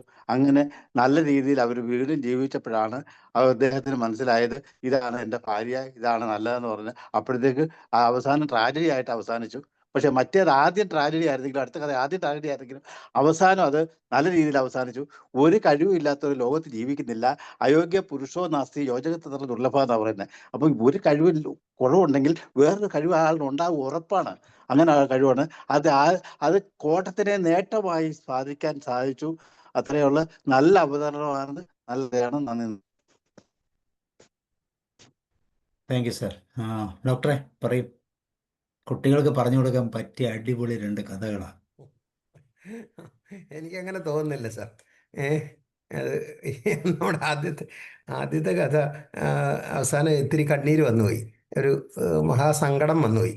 മഹാസങ്കടം എന്ന് പറഞ്ഞാൽ ഈ ലാസ്റ്റ് ഞാൻ വിചാരിച്ചത് അവസാനം ഇനി പുലിയച്ചന് പോവാം, ഞങ്ങൾ സുഖമായി ജീവിക്കുന്നു എന്ന് പറയുന്ന രീതിയിൽ കാമുകി കള്ളിയെ തള്ളിക്കളഞ്ഞിട്ട് അദ്ദേഹം വരികയും ഭാര്യയെ പുണരുകയും അവർ സന്തുഷ്ടരായി രാജകുമാരനും രാജകുമാരിയും ഒന്നിച്ച് ജീവിക്കുന്നു എന്ന് നമ്മൾ കേൾക്കുന്ന പോലെ ഞാൻ പ്രതീക്ഷിച്ചിരുന്നപ്പോൾ ഈ അവസാനം ക്യാൻസർ രോഗിയായിരുന്നു എന്നും അവർ മരിച്ചു കിടക്കുന്നു എന്ന് കണ്ട് അതിൻ്റെ സങ്കടം എനിക്കിപ്പോഴും വിട്ടുമാറുന്നില്ല. ഒരു കഥയായിരുന്നെങ്കിലും, പക്ഷെ ആ കഥ കേട്ടപ്പോൾ എനിക്ക് മാധവിക്കുട്ടിയുടെ നെയ്പ്പായസമാണ് ഓർമ്മ വന്നത്. അതിൽ ഈ ഭർത്താവ് ജോലിക്ക് പോകുന്നു, മക്കളും ഒക്കെ വേണ്ടിയിട്ട് അടുക്കളയിൽ കിടന്ന് പണിയെടുക്കുന്നു, പായസം ഉണ്ടാക്കുന്നു, അവർ വീണ് മരിച്ചു പോകുന്ന ആ ഒരു കഥയെപ്പോലെ എനിക്ക് തോന്നിപ്പോയി. പക്ഷെ ഈ കഥ സ്നേഹലത മാം പറഞ്ഞ ഈ കഥ കേരളത്തിൽ വളരെ വളരെ റിലവൻ്റ് ആയിട്ടുള്ള ഒരു കഥയാണിപ്പോൾ. കാരണം നമ്മുടെ കേരളത്തിൽ 14 ജില്ലകളാണുള്ളത്.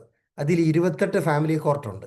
എന്ന് പറഞ്ഞാൽ ഒരു ജില്ലയ്ക്ക് 2 കുടുംബ കോടതി വീതം ഉണ്ട്. അവിടെ എല്ലാം ഈ വരനും വധുവും മുതൽ 70-75 വയസ്സായവർ വരെ ഈ വിവാഹമോചനത്തിന് വേണ്ടി നിൽക്കുന്ന ഒരവസരമാണ്. അത് ഞാൻ അതിശയോക്തി പറഞ്ഞതല്ല. എൻ്റെ ഒരു സുഹൃത്തിൻ്റെ ഒപ്പം ഞാൻ ഈ തൃശ്ശൂർ കുടുംബ കോടതിയിൽ പോകാനിടയായപ്പോൾ അവിടെ ഒരു 72 വയസ്സുള്ള ഒരു മുസ്ലിം വനിത വളരെ ക്ഷീണിതയായിട്ട് നിൽക്കുന്നു. ഞാൻ ചോദിച്ചു, ഉമ്മ എന്താ ഇവിടെ വന്നതെന്ന് ചോദിച്ചപ്പോൾ, വക്കീൽ എൻ്റെ സുഹൃത്തായതുകൊണ്ട് അവിടെ പോയതാണ്. അവൻ പറഞ്ഞു, അവർ കരഞ്ഞിട്ട് പറഞ്ഞു, ആ നിൽക്കുന്ന ദുഷ്ടൻ എന്നെ വിവാഹമോചനത്തിന് കേസ് കൊടുത്തിരിക്കുകയാണെന്ന് പറഞ്ഞു. അപ്പോൾ ഞാൻ കുറച്ചു നേരം അവിടുന്ന് അവരോട് സംസാരിച്ചപ്പോഴാണ് പറഞ്ഞത്, അദ്ദേഹം ഒരു ചെറുപ്പക്കാരിയെ കണ്ടെത്തിയിരിക്കുന്നു. അപ്പോൾ ഈ ചോദിച്ചു വന്നപ്പോൾ അവരൊരു റിട്ടയർഡ് ഹയർ സെക്കൻഡറി പ്രിൻസിപ്പലാണ്. മലപ്പുറം ജില്ലയിൽ നിന്ന് റിട്ടയർ ചെയ്താണ് ഈ മുസ്ലിം വനിത. അവർ പഠിപ്പൊക്കെ ഉള്ള ആളാണ്, പക്ഷെ അവർ മലപ്പുറത്ത് താമസിച്ചപ്പോഴത്തേക്ക് വീട്ടിൽ കെയർ ടേക്കറായിട്ട് നിന്ന ആളിൻ്റെ ഭാര്യ ഇദ്ദേഹത്തിനെ നന്നായിട്ട് അങ്ങ് കെയർ ടേക്ക് ചെയ്തു. ഇദ്ദേഹം ഒരു എക്സ് സർവീസാണ്. അപ്പോൾ അത് കഴിഞ്ഞപ്പോൾ ഈ റിട്ടയർ ചെയ്ത് ഇവർ വന്നപ്പോൾ ഇവരെ വേണ്ട, സ്വത്തൊക്കെ അദ്ദേഹത്തിൻ്റെ അവരുടെ പേരിലൊക്കെ എഴുതി. അങ്ങനെ ഈ മൊഴി ചൊല്ലുന്നതിന് വരെ അത് കുടുംബ കോടതിയിൽ എത്തിയിരിക്കുകയാണ്. അത് ഗംഭീരമായിട്ടൊരു കേസ്. അത് പോട്ടെ, അത് ഞാൻ അങ്ങോട്ട് വിടുകയാണ് ആ കാര്യത്തിൽ. പക്ഷേ ഈ ഫെമിലിയാരിറ്റി ബ്രീഡ്സ് കണ്ടംപ്റ്റ് എന്ന് പറയുന്ന പോലെ ഭാര്യമാർ ഒരു പ്രസവമൊക്കെ കഴിഞ്ഞാൽ ഭർത്താവിനെ അങ്ങ് ശ്രദ്ധിക്കാതാവും. ഭർത്താവിനെ ശ്രദ്ധിക്കുക, കുഞ്ഞേ കുഞ്ഞേ കുഞ്ഞേ എന്നും പറഞ്ഞ് 24 മണിക്കൂറും കുഞ്ഞിനെ നോട്ടം, കുഞ്ഞിനെ കുളിപ്പിക്കൽ, കുഞ്ഞിനെ ലാളിക്കൽ, കുഞ്ഞിന് ഭക്ഷണം ഒക്കെ ആയാൽ അദ്ദേഹത്തിന്. പക്ഷെ പുരുഷന്മാർ ഇതുപോലെ ലാളന അർഹിക്കുന്നവരാണ്. എൻ്റെ കാര്യമാണ് ഞാൻ പറയുന്നത് കേട്ടോ, ഞാൻ സൈക്കോളജിസ്റ്റൊന്നുമല്ല. ഈ പുരുഷന്മാർക്കും സ്നേഹ പരിലാളനങ്ങളും അതേപോലെ തന്നെ ഈ സ്നേഹ ചുംബനങ്ങളും അതേപോലെ തന്നെ വൈകുന്നേരം നമ്മൾ വീട്ടിലെത്തുമ്പോഴത്തേക്ക് നമ്മുടെ കൂടെ ഇത്തിരി നേരം ചെലവഴിക്കുകയും ഒക്കെ ഭാര്യ കേൾക്കുന്നുണ്ട് കേട്ടോ, അതുകൊണ്ട് യാതൊരു സങ്കോചവും ഇല്ലാതെ ഞാൻ പറയാം. അപ്പോൾ ഈ പറഞ്ഞ പോലെ ഈ നമ്മളൊക്കെ ഇപ്പോൾ ഈ we are at the fag end of our life. അപ്പോൾ ഈ ഒരു നമ്മളൊക്കെ റിട്ടയർ ചെയ്ത് കഴിഞ്ഞവരെ സംബന്ധിച്ചിടത്തോളം ഇപ്പോഴും പുരുഷന്മാരെപ്പോഴും ഈ ലാളനകൾക്ക് വേണ്ടി കൊതിക്കുന്നവരൊക്കെയാണ്.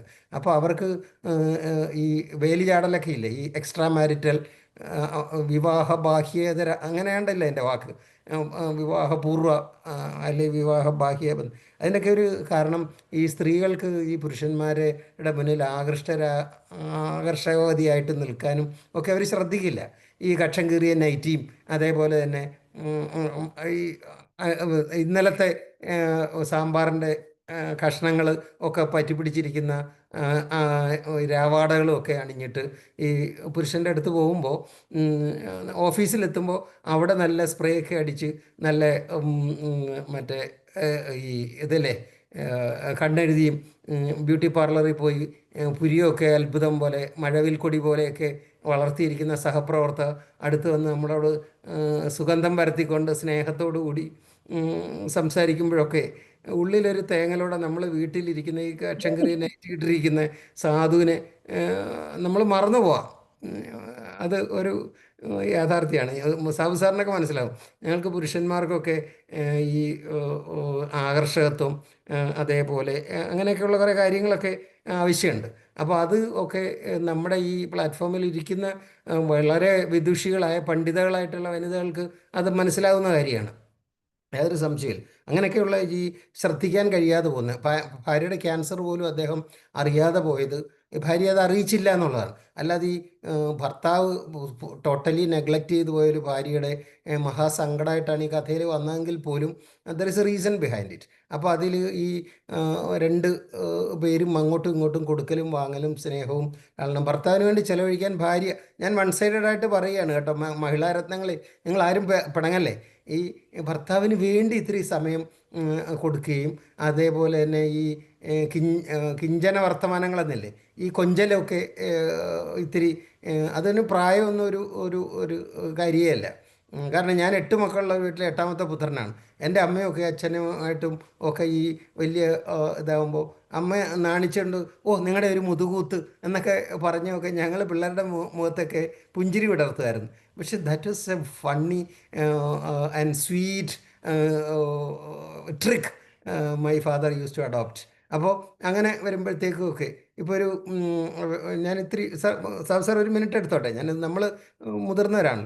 ഇപ്പോൾ ഒരു ഇന്നലെ നമ്മുടെ ഈ ജസ്റ്റിൻ പടമാടൻ എന്ന് പറയുന്ന സൈക്യാട്രിസ്റ്റും ഒക്കെ പങ്കെടുക്കുന്ന ഒരു പ്രോഗ്രാമിൽ നമ്മുടെ നർമ്മ കൈരളിയുടെ ഒരു വേദിയിൽ ഓൺലൈനിലായിട്ട് അത് ഞാനും പങ്കെടുത്തിട്ടുണ്ടായിരുന്നു. അപ്പോൾ അദ്ദേഹം ഓരോ കാര്യം പറഞ്ഞ കൂട്ടത്തിൽ അദ്ദേഹം പണ്ട് പറഞ്ഞ ഒരു കാര്യം ഞാൻ പെട്ടെന്ന് അദ്ദേഹത്തിനോട് തന്നെ പറഞ്ഞിരുന്നു. ഈ ചെമ്മീൻ വളരെ ഇഷ്ടമായിരുന്നു. അത് ആലപ്പുഴയിൽ കാറിൽ പോകുമ്പോൾ അത് കണ്ടിട്ട് അത് വാങ്ങി വീട്ടിൽ കൊണ്ടുവന്നു. പുള്ളി ഉച്ചയ്ക്ക് ക്ലിനിക്കിൽ നിന്ന് ഹോസ്പിറ്റലിൽ നിന്ന് വരുമ്പോൾ ഹീസ് എ സൈക്യാട്രിസ്റ്റ് വരുമ്പോഴൊക്കെ ഈ ചെമ്മീൻ്റെ മുരിച്ച ചെമ്മീൻ്റെ സുഗന്ധവും അത് ഇങ്ങനെ ഒക്കെ ആലോചിച്ചൊക്കെ വന്നു. അപ്പോൾ ചോറൊക്കെ വിളമ്പി പുള്ളി വലിയ കൊതിയോടെ വന്നിരുന്നപ്പോൾ ഉപ്പ് കഴിച്ചിട്ട് ഇറക്കാൻ വയ്യ. അപ്പോൾ അത് കഴിക്കാൻ കൊതിച്ചു വന്നൊരു സാധനം ഉപ്പ്. ഇപ്പോൾ പുള്ളി അത് ഹാൻഡിൽ ചെയ്ത്, നിൻ്റെ കറി എന്തിന് കൊള്ളാടി, ഉപ്പ് കൂടിപ്പോയി, നീയും ഇങ്ങനെയാണ്, നിൻ്റെ അമ്മയും ഇങ്ങനെയാണ്, അമ്മുമ്മയും ഇങ്ങനെയാണ് കറിയിൽ ഉപ്പിടുമെന്നൊക്കെ പറയുന്നതിന് പകരം പുള്ളി ഇവരെ അടുത്ത് വിളിച്ചിട്ട് പറഞ്ഞു, ഇതാ അടുത്ത് വാന്നും പറഞ്ഞു ഒരു ചെമ്മീൻ കഷ്ണം എടുത്ത് അവരുടെ ചുണ്ടിൽ വായിൽ വെച്ച് കൊടുത്തിട്ട് കഴിച്ചു, നല്ല ടേസ്റ്റും. ഒരു കഴിച്ചിട്ട് അയ്യോ പിന്നെ ഉപ്പ് കൂടിപ്പോയല്ലോ എന്നും പറഞ്ഞിട്ട് അയാളുടെ ഈ വലത് കണ്ണിന് മുകളിൽ ഒരു ഉമ്മ കൊടുത്തു. ഞാൻ ഇനി ശ്രദ്ധിച്ചോളാം എന്ന് പറഞ്ഞിട്ട്. അപ്പോൾ ഇതേപോലെ ഉള്ള ഈ സ്നേഹ പരിഗണനകളും ലാളനകളും അങ്ങനെയൊക്കെയുള്ള പുരുഷന്മാർക്ക് കൊടുക്കേണ്ട അത്യാവശ്യമാണ്. ഇപ്പോൾ സങ്കടമാണ്, ക്യാൻസർ രോഗിയായിരുന്നു, അറിയാതെ പോയി. പക്ഷേ അവർ വളരെ ബുദ്ധിമതിയായിരുന്നു. ഭർത്താവിനെ ഈ അടുപ്പിച്ചു പിടിക്കുകയും ഒക്കെ ചെയ്തിട്ട് മുന്തിരിവള്ളി തളുത്തത് പോലെ മാത്രമല്ല, അയലത്തെ അദ്ദേഹം എന്ന് ഭാര്യമാർക്കും തോന്നാറുണ്ട് കേട്ടോ. അയലത്തെ അദ്ദേഹം എത്ര സ്നേഹമുള്ള ആളാണ്, പരിഗണിക്കുന്നു, ഭാര്യയെ ബ്യൂട്ടി പാർലറിൽ കൊണ്ടുപോകുന്നു, അതും കഴിഞ്ഞ് ഷോപ്പിങ്ങിന് കൊണ്ടുപോകുന്നു, ഒരുക്കി കൊണ്ട് നടക്കുന്നു, ഇതൊക്കെ ഉണ്ടാകും. ഇപ്പം നമ്മുടെ കുടുംബജീവിതത്തിൽ ശ്രദ്ധിക്കേണ്ട വലിയൊരു സന്ദേശമാണ് സ്നേഹലത മാഡം ഈ കഥാരൂപത്തിൽ. അത് പാശ്ചാത്യത ലിയോ എന്നുള്ള കഥയുടെ സ്ഥാനത്ത് ഏത് പേര് വേണമെങ്കിലും നമുക്ക് ഇടാം, നാട്ടിലെ മലയാള പേരൊക്കെ ഇടാം. എന്നാൽ ഇത് യൂണിവേഴ്സലാണ്, between a husband and a wife. ആ ഒരു സ്വർണ്ണ നൂല് പോലെ ഒരു സ്നേഹബന്ധം, അതൊരു ഞാൻ നന്നായി ആസ്വദിച്ചു. അവസാനം ഒരു കണ്ണീർ കണ്ണം പൊടിഞ്ഞു പോയി. എനിക്ക് ഒരു കഥയാണെന്ന് അറിയാമെങ്കിലും ഒരു സങ്കടം വന്ന് എൻ്റെ തൊണ്ട അടഞ്ഞു പോയി. ഇതിൽ ഈ മാധവിക്കുട്ടിയുടെ നെയ്പ്പായസം വായിച്ച ആ ഒരു ഫീലായിരുന്നു. പിന്നെ രണ്ടാമത്തത് ഈ ഡിസ്ലെക്സിയ ഇതേപോലെ ഒരു ഒരു ഗംഭീര സിനിമയാണ്, സാറിനും ഒക്കെ അറിയാമെന്ന് വിചാരിക്കുന്നു. അതായത് ഏതാണ്, താരേ ജമീൻ പർ, നമ്മുടെ അമീർ ഖാൻ്റെ ഗംഭീരമായൊരു സിനിമ. അത് താരേ ജമീൻ പർ കണ്ട് കണ്ണീരൊഴിക്കാത്ത ആരും ഉണ്ടാവില്ല. ഡിസ്ലെക്സിയ ബാധിച്ച, ഇപ്പോഴും ഞാൻ ഓർക്കുന്നു, ഇഷാൻ നന്ദകിഷോർ എന്ന് പറയുന്ന ആ കുട്ടിയെ ഒരു മാഷ് വന്നിട്ട് രക്ഷപ്പെടുന്നതൊക്കെ. അതിന്റെ സെക്കൻഡ് പാർട്ട് വരുന്നുണ്ടെന്നല്ലേ? അതിന്റെ സെക്കൻഡ് പാർട്ട് വരുന്നുണ്ടെന്ന്. ഉണ്ട് ഉണ്ട് ഉണ്ട്. ഇത് ഈ അതായത് ഈ ഒരേ ഒരു ഇന്ത്യൻ സിനിമ ഈ വിദേശ ചാനലുകളെല്ലാം വിലയ്ക്ക് വാങ്ങിയ ഒരു സിനിമയാണ്. അത് 5 പ്രാവശ്യം 10 പ്രാവശ്യം കണ്ടാലും നമുക്ക് 2007 അത് ഇറങ്ങിയത്. ആ സിനിമ താരേ ജമീൻ പറിൽ നമ്മൾ അങ്ങ് സങ്കടപ്പെട്ടാണെങ്കിലും അവസാനം ഈ കുട്ടിയുടെ ചിത്രരചനയുടെ കഴിവ് കണ്ടെത്തിയിട്ട് ആ ഒരു ചിത്രകലാ അധ്യാപകൻ, ക്രാഫ്റ്റ് ടീച്ചർ ഈ കുട്ടിയെ കണ്ടെത്തി കൊണ്ടുവരുന്നു. ഇതേപോലെ ആൽബർട്ട് ഐൻസ്റ്റൈൻ്റെ ജീവിതത്തിലും ഈ ലിയനാർഡോ ഡാവിഞ്ചിയിലും പിക്കാസോ ഒക്കെ ഇത് തന്നെ, വാൾട്ട് ഡിസ്നി, അതേപോലെ ഈ സ്പിൽബർഗും അഗത ക്രിസ്റ്റിയൊക്കെ ഈ നമ്മുടെ ഡിസ്ലെക്സിയ ബാധിച്ച ഗംഭീര പ്രതിഭകളായിരുന്നു. അപ്പോൾ അവർ ക്ലാസ് റൂമുകളിലൊക്കെ പരാജയപ്പെട്ടു പോകുമെങ്കിലും അവർ അതിഗംഭീരമായിട്ടുള്ള ഈ ദൈവത്തിൻ്റെ കൈപ്പട പതിഞ്ഞവരാണ്. അവരിങ്ങനെ വലിയ വലിയ, അപ്പോൾ ഇതിൽ ഈ സ്കൂളുകളിലുമൊക്കെ ഇന്നത്തെ ഒരു സിസ്റ്റത്തിൽ ഇൻഡിവിജ്വൽ അറ്റൻഷൻ വളരെ കുറവാണ്. നമുക്ക് അത്ര ശ്രദ്ധിച്ച് കുഞ്ഞുങ്ങളെ നോക്കാൻ പറ്റിയില്ല. പക്ഷേ ഇതിനായിട്ടുള്ള ടാലൻറ്റഡ് ആയിട്ടുള്ള അധ്യാപകർ ഡിസ്ലെക്സിക് ആയിട്ടുള്ള കുട്ടികളെ കണ്ടെത്തുകയും മെച്ചപ്പെടുത്തുകയൊക്കെ ചെയ്യാറുണ്ട്. അപ്പോൾ ഈ കഴിയുന്നവരൊക്കെ ഇപ്പോൾ അത് നമുക്ക് ഈ നെറ്റിൽ നിന്ന് എടുക്കാൻ പറ്റും. താരേ ജമീൻ പർ കാണാത്ത ആരെങ്കിലും ഉണ്ടെങ്കിൽ ആ താരേ ജമീൻ പർ എന്ന് പറഞ്ഞ സിനിമ, ഹിന്ദി സിനിമയാണെങ്കിലും അത് നമുക്ക് വളരെ വളരെ ഗംഭീരമായിട്ടൊരു സിനിമയാണത്. അതും ഇതേപോലെ തന്നെ. എന്തായാലും സ്നേഹലത മാമിനെ ഞാൻ വല്ലാതെ കാലടികളിൽ പ്രണമിക്കുന്നു. കാരണം അത്രയും ഗംഭീരമായൊരു ഒരു സന്ധ്യയാണ് എനിക്ക് നൽകിയത്. കാരണം ഈ നമ്മൾ നേരത്തെ ഉഷ മാം പറഞ്ഞ പോലെ ഈ സ്നേഹലത മാം ഒരു അത്ഭുത പ്രതിഭയാണ്. നമുക്ക് ഈ സെലക്ട് ചെയ്യുന്ന കഥകളില്ലേ, ആ കഥകളെന്ന് പറഞ്ഞാൽ അത് നമുക്ക് ഈ ചുമ്മാതെ ഈ മലയാളികൾ പടച്ചു വിടുന്ന സാധനങ്ങളില്ലേ, അതായത് കഥ എഴുതാൻ വേണ്ടി കഥ എഴുതുക എന്നൊക്കെ. എൻ്റെ റിട്ടയർ ചെയ്ത കുറേ സുഹൃത്തുക്കൾ ഇപ്പോൾ കഥാകാരന്മാരായിട്ടുണ്ട്. ഞാൻ പേടിച്ചിരിക്കുകയാണ്. കാരണം അവരൊക്കെ പുസ്തകം അയച്ചെന്ന് വെച്ചാൽ ഈ കാശ് ഗൂഗിൾ പേ ചെയ്താൽ മതി ഇതൊന്ന് വായിച്ചോളാൻ. അപ്പോൾ ഇത് കഥാരാഹിത്യമൊക്കെ വായിച്ച് ബോറടിച്ച് ഞാൻ ഇന്നൊരു ചങ്ങാതിയുടെ കഥ രാവിലെ മുതലിരുന്ന് ടി വിയിൽ നമ്മുടെ പ്രിയങ്കരനായ VSൻ്റെ കാര്യങ്ങളൊക്കെ, ഞങ്ങളുടെ MLA കേട്ടോ. അപ്പോൾ അദ്ദേഹത്തിൻ്റെ കയ്യിൽ നിന്ന് എനിക്ക് സമ്മാനം മേടിക്കാനും ഒക്കെ എനിക്ക് ഭാഗ്യം ഉണ്ടായിട്ടുണ്ട്.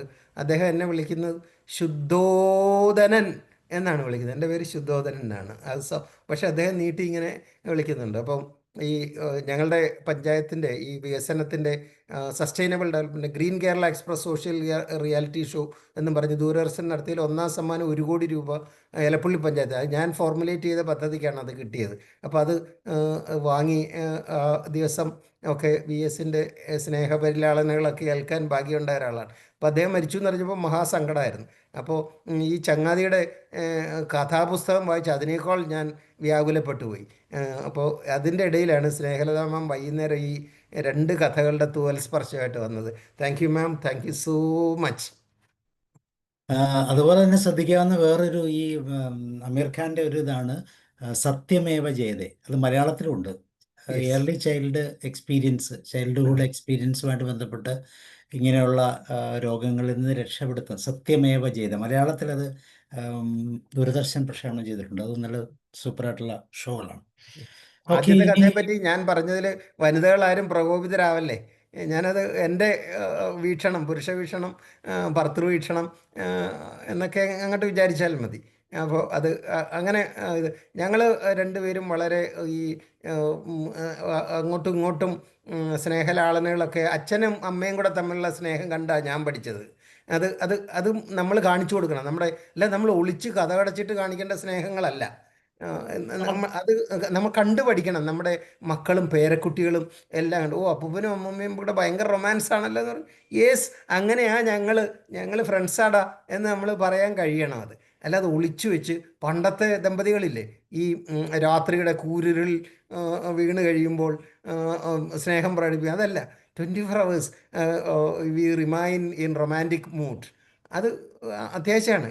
ഈ ജീവിതത്തിൻ്റെ ഡോപ്പമീൻ, ഹാപ്പി ഹോർമോൺസിനൊക്കെ അത്യാവശ്യമാണ്. ഓ സോറി, ഞാൻ ഒരുപാട് സമയം എടുത്തു കേട്ടോ. അത്യാവശ്യം എന്ന് മാത്രമല്ല ഡോക്ടർ, അതിനകത്ത് വേറൊരു പ്രശ്നം കൂടിയാണ്. കാരണം ഇന്നത്തെ തലമുറ അച്ഛൻ്റെയും അമ്മയുടെയൊക്കെ ജീവിതം കണ്ടിട്ട് തന്നെയാണ് കല്യാണം കഴിക്കണോ വേണ്ടോ എന്ന് തീരുമാനിക്കുന്നത്. അപ്പോൾ സൂക്ഷിച്ചില്ലെങ്കിൽ നമ്മൾ ഉദ്ദേശിക്കുന്നതിനേക്കാൾ വലിയ പ്രോബ്ലംസ് അവിടെ ഉണ്ടാകും. കാരണം അവർ കണ്ടത് വളരെ മോശമായ ബോറൻ ലൈഫുകളാണ്. അപ്പോൾ അവിടെ പ്രശ്നങ്ങൾ ഉണ്ടാകാൻ സാധ്യതയുണ്ട്. ഓക്കെ, ഇനി ഷീല മാം പറയും. ഗുഡ് ഈവനിങ് ആൾ. പിന്നെ പിന്നെ മാഡത്തിന്റെ കഥ കേൾക്കാൻ പറ്റിയില്ല. എനിക്ക് ഒരു ഗസ്റ്റ് ഉണ്ടായിരുന്നു. പക്ഷെ ഇവരെല്ലാവരും പറഞ്ഞതിൽ നിന്ന് എനിക്ക് മനസ്സിലായി, ആദ്യത്തെ കഥയെന്ന് പറയുന്നത് ഹസ്ബൻഡ് ആൻഡ് വൈഫിൻ്റെതാണ്. അവിടെ സ്നേഹം കിട്ടാതെ ഉണ്ടായ ഒരു പ്രശ്നമാണ്. അവസാനം ക്യാൻസർ വന്ന് വൈഫ് മരിക്കുന്നതാണ്. അത് പിന്നെ സുധോൻ സാറ് പറഞ്ഞത് അക്ഷരം പ്രതി ശരിയാണ് സാറേ. കാരണം ഞാനും 8 മക്കളിലെ ഒരാളാണ്. വീട്ടിലെപ്പോഴും വാപ്പ പിന്നെ ഉമ്മായി എപ്പോഴും കളിയാക്കുന്നത് കാണാറുണ്ട്. പിന്നെ ഒന്നേ കറിക്ക് ഉപ്പ് കൂടും, അല്ലെങ്കിൽ എരിവ് കൂടും, അവൾ ഇതുവരെ നല്ലൊരു കറി വെച്ചിട്ടില്ല എന്നൊക്കെ പറഞ്ഞ് ഇങ്ങനെ പറയുമ്പോഴേ ഉമ്മ ചിരിച്ചോണ്ട് നടക്കുന്നതേ ഞാൻ കണ്ടിട്ടുള്ളൂ. നമ്മളാണെങ്കിൽ ഇപ്പോഴത്തെ അവസ്ഥയിൽ അങ്ങനെ എന്തെങ്കിലും ഹസ്ബൻഡ് പറയുകയാണെങ്കിൽ പിന്നെ പിന്നെ അവിടെ വെച്ച് വിളമ്പൽ നിർത്തി, വേണമെങ്കിൽ ബാക്കിയുള്ളത് എടുത്ത് കഴിച്ചോളും. ആ ഒരു അവസ്ഥയാണ് ഇപ്പോഴത്തത്. അപ്പം അതുപോലെ ഈ പറഞ്ഞതുപോലെ എവിടെയും അവർ ഒരുമിച്ച് പോവുക, എല്ലാ കാര്യങ്ങളും അങ്ങോട്ടും ഇങ്ങോട്ടും ശ്രദ്ധിക്കുന്നുണ്ടെന്ന് നമുക്ക് മനസ്സിലായിട്ടുണ്ട്. സാറ് പറഞ്ഞ വളരെ ശരിയാണ്. പണ്ടത്തെ ആൾക്കാർക്ക് വയസ്സായാലും അവര് അന്യോന്യം ശ്രദ്ധിക്കുമായിരുന്നു, എല്ലാ കാര്യങ്ങളും ശ്രദ്ധിക്കുമായിരുന്നു. പിന്നെ സ്നേഹലത മാം കഥ കേട്ടില്ലെങ്കിൽ കൂടി ഇവരുടെയൊക്കെ അനുഭവത്തിന്, കാരണം നമ്മുടെ എല്ലാവരുടെയും മനസ്സ് ഒന്നാണല്ലോ. അപ്പോൾ അവരുടെ പിന്നെ കമന്റ്സിൽ നിന്ന് തന്നെ ആ കഥയുടെ ഇത് മനസ്സിലാക്കാൻ കഴിഞ്ഞു. ഇതുപോലൊരു കഥ ഞാൻ വായിച്ചിട്ടുണ്ട് മാഡം. അതായത് പിന്നെ ക്യാൻസർ, ഇവർ ഒത്തിരി ജോലി ചെയ്യുന്നുണ്ട്. ഒരു വീട്ടിലൊരു അമ്മ, ഒരു സ്ത്രീ ഒത്തിരി ജോലി ചെയ്യുന്നുണ്ട്. പക്ഷെ ഹസ്ബൻഡ് ജോലിയുള്ള ആളാണ്. അയാളത് ശ്രദ്ധിക്കുന്നതേ ഇല്ല. ഇവർ എന്ത് ചെയ്യുന്നെന്ന് അയാൾ ശ്രദ്ധിക്കുന്നില്ല. കാരണം വീട്ടിലിരിക്കുന്ന സ്ത്രീ പിന്നെ അയാൾ പോകുമ്പോഴും വീട് കിടക്കുന്നത് ഒരുപോലെ തന്നെയാണ്, തിരികെ വരുമ്പോഴും അതേ അവസ്ഥയിൽ തന്നെയാണ്. അയാൾ അറിയുന്നില്ല ഈ വീട്ടിൽ എന്തൊക്കെ ജോലി ഇവിടെ നടന്നെന്ന്. എൻ്റെ ഹസ്ബൻഡ് തന്നെ ചിലപ്പോൾ ഈ ഹോളിഡേയ്സിൽ ഞാൻ എല്ലാ ജോലിയും ചെയ്ത് കുഴഞ്ഞു നിൽക്കുമ്പോൾ പുള്ളി വരുമ്പോൾ ഞാൻ പറയും, ജോലി ചെയ്ത് ഞാൻ കുഴഞ്ഞു എന്ന് പറയുമ്പോൾ എന്നോട് പറയുവേ, ഞാൻ പോകുമ്പോഴും വീട് ഇങ്ങനെ തന്നെയാണ് കിടന്നത്, വന്നപ്പോഴും ഇങ്ങനെ, ഇവിടെ എന്താ ചെയ്തതെന്ന് ചോദിക്കാറുണ്ട്. അപ്പോൾ അതുപോലെ ഒരു കഥ ഞാൻ വായിച്ചു. അപ്പോൾ ആ സ്ത്രീ പിന്നെ അവർക്ക് നെഞ്ചുവേദന പറയുന്നുണ്ടെങ്കിലും ഈ ഹസ്ബൻഡ് നെവർ മൈൻഡ്, അയാൾക്ക് ശ്രദ്ധേയില്ല. അവസാനം അവരെ പിന്നെ ഇതുപോലെ കുഴഞ്ഞ് വീണ് കഴിയുമ്പോൾ ഇവരെ ഹോസ്പിറ്റലിൽ കൊണ്ടുപോവുകയാണ്. അവിടെ ചെന്ന് ഡോക്ടറുമായിട്ട് സംസാരിക്കുമ്പോഴത്തേക്ക് ഡോക്ടർ പിടിച്ചു നോക്കിയിട്ടൊക്കെ പറയുന്നുണ്ട് ഇവർക്ക് ബ്രസ്റ്റ് ക്യാൻസർ ആണെന്ന് പറയുന്നുണ്ട്, അത് ലാസ്റ്റ് സ്റ്റേജ് ആണെന്നും പറയുന്നുണ്ട്. അപ്പോൾ ഹസ്ബൻഡ് വളരെ ദയനീയമായിട്ട് ഇവരെ നോക്കുന്നുണ്ട്, ഒരു ക്വസ്റ്റ്യൻ മാർക്കോടുകൂടി ഇവരെ നോക്കുന്നു. പക്ഷെ അവര് വളരെ നിർവികാരയായി ഇരിക്കുകയാണ്. കാരണം അവരത് പ്രതീക്ഷിച്ചതാണ്. ഇവരെ ശ്രദ്ധിക്കാത്തത് കൊണ്ട് അവര് അങ്ങനെ തന്നെ ആയിക്കോട്ടെ എന്നുള്ള രീതിയിൽ ആ സ്ത്രീ അയാളെ നോക്കുക പോലും ചെയ്യുന്നില്ല. അങ്ങനെ അവര് ആ അസുഖത്തിൽ മരിക്കുകയും ചെയ്യണം. അത് കഴിഞ്ഞ് ആ വീട്ടിലുണ്ടാകുന്ന ബുദ്ധിമുട്ടുകൾ അയാൾ കാണുമ്പോഴാണ് അയാൾ അറിയുന്നത് ഈ സ്ത്രീ ഇത്രയും പണി ഈ വീട്ടിലെടുത്തിരുന്നല്ലോ എന്നുള്ളത്. അപ്പൊ അതുപോലൊരു കഥയായിരുന്നു മാഡം പറഞ്ഞതെന്ന് എനിക്ക് തോന്നുന്നു. അതോടൊപ്പം തന്നെ സാറ് പറഞ്ഞതുപോലെ സ്ത്രീകൾക്ക് സ്നേഹം എന്ന് പറയുന്നത് അങ്ങോട്ടും ഇങ്ങോട്ടും ഒരുപോലെ വേണ്ട ഒരു കാര്യമാണ്. ഒരു ഡ്രസ്സ് ഇട്ടാൽ തന്നെ അത് നിനക്ക് കൊള്ളാമെന്ന് പറയുമ്പോൾ തന്നെ ഒരു കാര്യത്തിന് ഇറങ്ങുമ്പോൾ ഒരു ഡ്രസ്സ് നമ്മൾ ഇടുമ്പോൾ അല്ലെങ്കിൽ ഒരു പുതിയ നൈറ്റി ഇടുമ്പോഴാണെങ്കിൽ പോലും അത് കൊള്ളാമെന്ന് പറയുമ്പോൾ അന്നത്തെ ദിവസം നമുക്ക് മൊത്തത്തിലൊരു പോസിറ്റീവായിട്ടുള്ള ഒരു ഇത് കിട്ടും. അതുപോലെ തന്നെ ഇപ്പോൾ ഹസ്ബൻഡ് ആണെങ്കിലും മുടി നന്നായിട്ടൊന്ന് ഈരി വെക്കുമ്പോൾ തന്നെ നമുക്ക് പറയാം ഇന്ന് എന്ത് പറ്റി. മുടി വെട്ടിയിട്ട് വരുമ്പോൾ ഞാൻ പറയാറുണ്ട്, ഇന്ന് ആരാ മുടി വെട്ടിയത്, വളരെ നന്നായിട്ടുണ്ടല്ലോ എന്ന് പറയാറുണ്ട്. അപ്പൊ പുള്ളി വലിയ ഗമയെ പോകുന്ന കാണണം. സത്യത്തിൽ അത് ഞാൻ വെറുതെ പറയുന്നതുമായിരിക്കും ചില ദിവസമൊക്കെ. അപ്പൊ അങ്ങനെ നമ്മൾ അങ്ങോട്ടും ഇങ്ങോട്ടും പറഞ്ഞെങ്കിൽ മാത്രമേ നമുക്ക് സ്നേഹം കിട്ടാനും കൊടുക്കാനും പറ്റുള്ളൂ. അപ്പൊ ഈ കഥയിൽ സ്നേഹം കിട്ടാത്ത ഒരു സ്ത്രീയെ കുറിച്ചാണ് ഉണ്ടായിരുന്നതെന്ന് അറിയാൻ കഴിഞ്ഞു. പിന്നെ രണ്ടാമത്തെ കഥ ഡിസ്ലെക്സിയുടെ ആണ് പറഞ്ഞതെന്ന് എനിക്ക് മനസ്സിലായി. അത് ഞാൻ ഇന്നലെ എൻ്റെ ഒരു സിസ്റ്ററുടെ മകൻ്റെ കുട്ടി ഓട്ടിസം ഉള്ളൊരു കൊച്ചാണ്. അപ്പൊ അത് അവര് ഗൾഫിലാണ് താമസിക്കുന്നത്. അപ്പൊ അവരിന്നലെ ബോട്ടിങ്ങിന് വന്നപ്പോൾ ഞാനാണ് ബോട്ടിങ്ങിന്റെ ഇതൊക്കെ ഒന്ന് അവർക്ക് പിന്നെ സൗകര്യപ്പെടുത്തിയൊക്കെ കൊടുത്തത്. അപ്പോൾ അവർ പറഞ്ഞത് അവർ ഗൾഫിൽ ഇതുപോലെ 3000 കുട്ടികളുണ്ട്, ഓട്ടിസം ബാധിച്ച കുട്ടികൾ അവരുടെ സ്കൂളിൽ തന്നെ, സ്പെഷ്യൽ സ്കൂളിൽ 3000 കുട്ടികളുണ്ട്.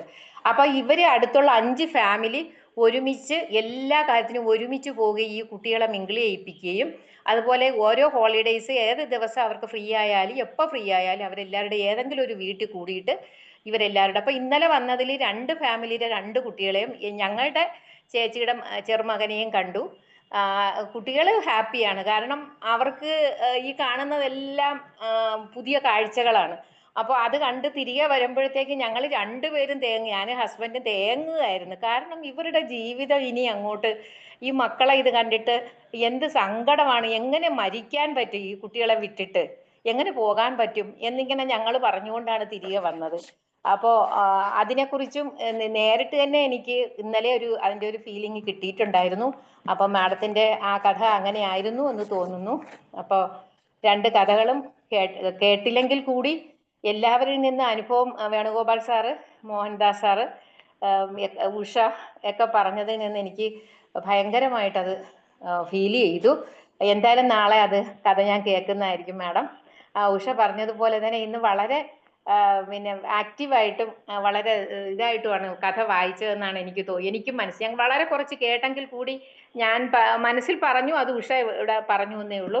അപ്പൊ thank you ma'am, thank you very much, thank you. Okay, ഇനി ജോർജ് സാർ, അനിൽകുമാർ സാർ. പരമാവധി മാം പറഞ്ഞോളൂ. സാറേ നമസ്കാരം. സാബു സാർ, അതുപോലെ സ്നേഹലത മാം കഥ പറയാൻ വേണ്ടിയിട്ട് നല്ല സുന്ദരിക്കുട്ടിയായിട്ട് വന്നത് പറഞ്ഞില്ലേ, ഉഷ മാം പറഞ്ഞില്ല, അതുപോലെ തന്നെയാണ്. അത് മാത്രമല്ല കഥ ചെറിയ കഥയായിരിക്കും സാർ, ഞാൻ കേട്ടായിരുന്നു, ചെറിയ കഥയായിരിക്കും, 10 മിനിറ്റ് 9 മിനിറ്റ് ഒക്കെ പറഞ്ഞു. ഈ പണ്ടാര പറഞ്ഞില്ല നഞ്ചെന്തിനെ നന്നായി, അതുപോലെ ഈ പറയുന്ന കാര്യങ്ങളുണ്ടല്ലോ വളരെ എന്താ പറയണ്ടേ, അതിന്റെ കണ്ടൻസ് വളരെ ഗംഭീരായിരിക്കും. ഇപ്പം പിന്നെ സുധോൺ ഡോക്ടർ പറഞ്ഞ പോലെ താരേ ജമീൻ പർ ഞാൻ ഒരു പ്രാവശ്യമല്ല കുറേ പ്രാവശ്യം കണ്ടു ആ പടം. കാണുമ്പോൾ സങ്കടം തോന്നും, പക്ഷെ ആ പടം നല്ല ഇഷ്ടപ്പെടും എല്ലാവർക്കും. അതുപോലെ തന്നെ ആദ്യത്തെ കഥയില് ഇപ്പം അതായത് രക്ഷിതാക്കളെ കണ്ടിട്ടാണ് നമ്മൾ പഠിക്കുന്നത്. അത് ശരിക്കും അതില് ഒരു എന്താ പറയുക, ഇതില് എല്ലാം ഞാൻ ശരിവെക്കുന്നത്. കാരണം അച്ഛനും അമ്മയും പണ്ട് എവിടെയെങ്കിലും ബന്ധു വീട്ടിൽ പോയാൽ ഒരേ പാത്രത്തിൽ ഉണ്ടെന്ന് എന്നോട് പിന്നീട് പറഞ്ഞിട്ടുണ്ട്. അപ്പൊ അച്ഛൻ മരിച്ചിട്ട് 38ാമത്തെ കൊല്ലാണ് അമ്മ മരിക്കുന്നത്. അപ്പൊ എപ്പോഴും ആ മരിച്ച ദിവസം നമ്മളെല്ലാം ഒത്തുകൂടുമ്പോ അമ്മ പറയും, എനിക്ക് ഇന്ന് പോണം നിന്റെ അച്ഛൻ മരിച്ച ദിവസം. അപ്പൊ എല്ലാവരും കളിയാക്കോ, വലിയ ലവേഴ്സാണ്, ഭയങ്കര ഇതാണ്. പക്ഷെ സാറെ സംഭവിച്ചത്, അച്ഛൻ മരിച്ചിട്ട് 38ാമത്തെ കൊല്ലം അന്ന് ഉച്ചക്ക് ചടങ്ങിന് എല്ലാവരും വന്നിട്ട് രാവിലെ പെട്ടെന്ന് അമ്മ അറ്റാക്കായിട്ട് മരിക്കുന്നു, ഒരേ ദിവസം പോകുന്നു. അതാ സംഭവിച്ചത്. അതുപോലെ തന്നെ ഇവിടെ നമ്മളിപ്പം എല്ലാരും പറഞ്ഞ പോലെ തന്നെ പിന്നെ എന്താ പറയണ്ടേ, ഇന്നിപ്പം എല്ലാ കാര്യത്തിനും സഹായിക്കും. അതുപോലെ മക്കൾ എന്തെങ്കിലും എന്നെ കുറ്റം പെടുത്തിയാല് ഉടനെ കുമാരേട്ടനെ ഇടപെട്ടിട്ട് പറയും, പിന്നെ മക്കൾ പറയും ഡാഡി എന്തിനാ ഇടപെട്ടത്? അപ്പൊ ഞങ്ങൾ രണ്ടാളും ഒറ്റ കൈയാണ്, എവിടെ പോയാലും മക്കളുടെ ഇടയിലായാലും എന്തായാലും ഒറ്റ കൈയാണ്. അപ്പം എല്ലാ കാര്യത്തിലും ഇപ്പൊ സുധാകരൻ ഡോക്ടർ പറഞ്ഞ പോലെ തന്നെ ഇന്നിപ്പം ഒരുപാട് ടോപ്സ് എല്ലാം മടക്കി വെക്കാൻ സഹായിക്കുമ്പോ എന്നോട് പറഞ്ഞു, ഈ കറുത്ത ടോപ്പൊന്നും നീ ഇടാറേ ഇല്ലേന്ന്. ആഗ്രഹമല്ലേ സാധിക്കട്ടെ പറഞ്ഞിട്ട് ഞാനത് എടുത്തിട്ടു. അപ്പം എല്ലാ കാര്യത്തിലും ഹെൽപ്പ് ഉണ്ടാവും, ഒന്നിച്ച് എല്ലായിടത്തും പോകും. അതില് എനിക്ക് ഒരു തമാശ തോന്നിയത്, ഇന്നാള് നമ്മുടെ കണ്ണൂര് ജോലി ചെയ്ത സ്റ്റാഫിന്റെ ഒക്കെ ഒത്തുകൂടൽ ഉണ്ടായിരുന്നു. 10-28 പേര് പോയി. അപ്പം ഹസ്ബൻഡും വന്നിരുന്നു. കാരണം അന്നേരം സീനിയോറിറ്റി ലിസ്റ്റ് ഒക്കെ ഉണ്ടാക്കാൻ വേണ്ടിയിട്ട് കമ്പ്യൂട്ടർ അല്ല, നമ്മൾ കൈകൊണ്ടിരുന്നത്. മൂപ്പരുടെ നല്ല കയ്യക്ഷരാണ്. ഞാൻ ഓഫീസിൽ തീരാത്ത ലിസ്റ്റുകളെല്ലാം നല്ല കാർബൺ പേപ്പർ എല്ലാം കൊണ്ടുവന്നിട്ട് ഇങ്ങനെ 2-3 കോപ്പി എടുക്കാൻ വേണ്ടിയിട്ട് ഹസ്ബൻഡ് ഒരുപാട് എഴുതി തരും. അങ്ങനെ എല്ലാ കാര്യത്തിനും സഹായിക്കും. അപ്പം ഞാൻ അങ്ങനെ കൊണ്ടുപോയിട്ട് അവരെല്ലാം പരിചയമുണ്ട്, ഓഫീസിലുള്ള മിക്ക ആൾക്കാരെയും പരിചയമുണ്ട്. അപ്പോൾ അവിടുന്ന് സംസാരിച്ച് കഴിഞ്ഞിട്ട് ഒരു സുമിത്രൻ, എൻ്റെ ഒരു ജൂനിയർ ഓഫീസർ, എന്നോട് പെട്ടെന്ന് എഴുന്നേറ്റ് എന്ന് പറയാണ്, തണുപ്പുള്ള രാത്രികളിലെല്ലാം ഞാൻ രമ മേഡത്തിന് ഓർമ്മിക്കാറുണ്ട് സാറേ എന്ന്. അപ്പൊ എല്ലാരും ഞെട്ടിയിട്ട് ഇങ്ങനെ നോക്കുകയാണ്. അപ്പോഴത്തേക്ക് ഞാനത് UK നിന്ന് അവനൊരു സ്വെറ്റർ കൊണ്ടുകൊടുത്തിരുന്നു. അപ്പൊ അത് രാത്രിയിൽ തണുപ്പുണ്ടാകുമ്പോ അതിടുമ്പോ എന്നെ ഓർക്കാറുണ്ട് എന്ന് അവൻ രണ്ടാമത് പൂരിപ്പിച്ചത്. എല്ലാവരും ഭയങ്കര ചിരിയായിരുന്നു. പക്ഷെ ഈ പടം ഈ ഇത് കാണുമ്പോൾ എനിക്ക് ഓർമ്മ വന്നതെന്ന് പറയാം സാറേ, ഈയിടെ പത്രത്തിൽ കണ്ട ഒരു സംഭവം. അതായത് ടെക്സ്റ്റൈൽ ഉടമയും പിന്നെ അവിടെ ജോലി ചെയ്ത ഒരു പെണ്ണും ആത്മഹത്യ ചെയ്യുന്നു. കാരണം 2 പേർക്കും കുടുംബമുണ്ട്. പക്ഷെ കുടുംബത്തിനെല്ലാം മറന്നുകൊണ്ട് അവര് മറ്റുള്ള രീതിയിലായി അത് 2 പേരും പിന്നെ മരിക്കുകയാണ്.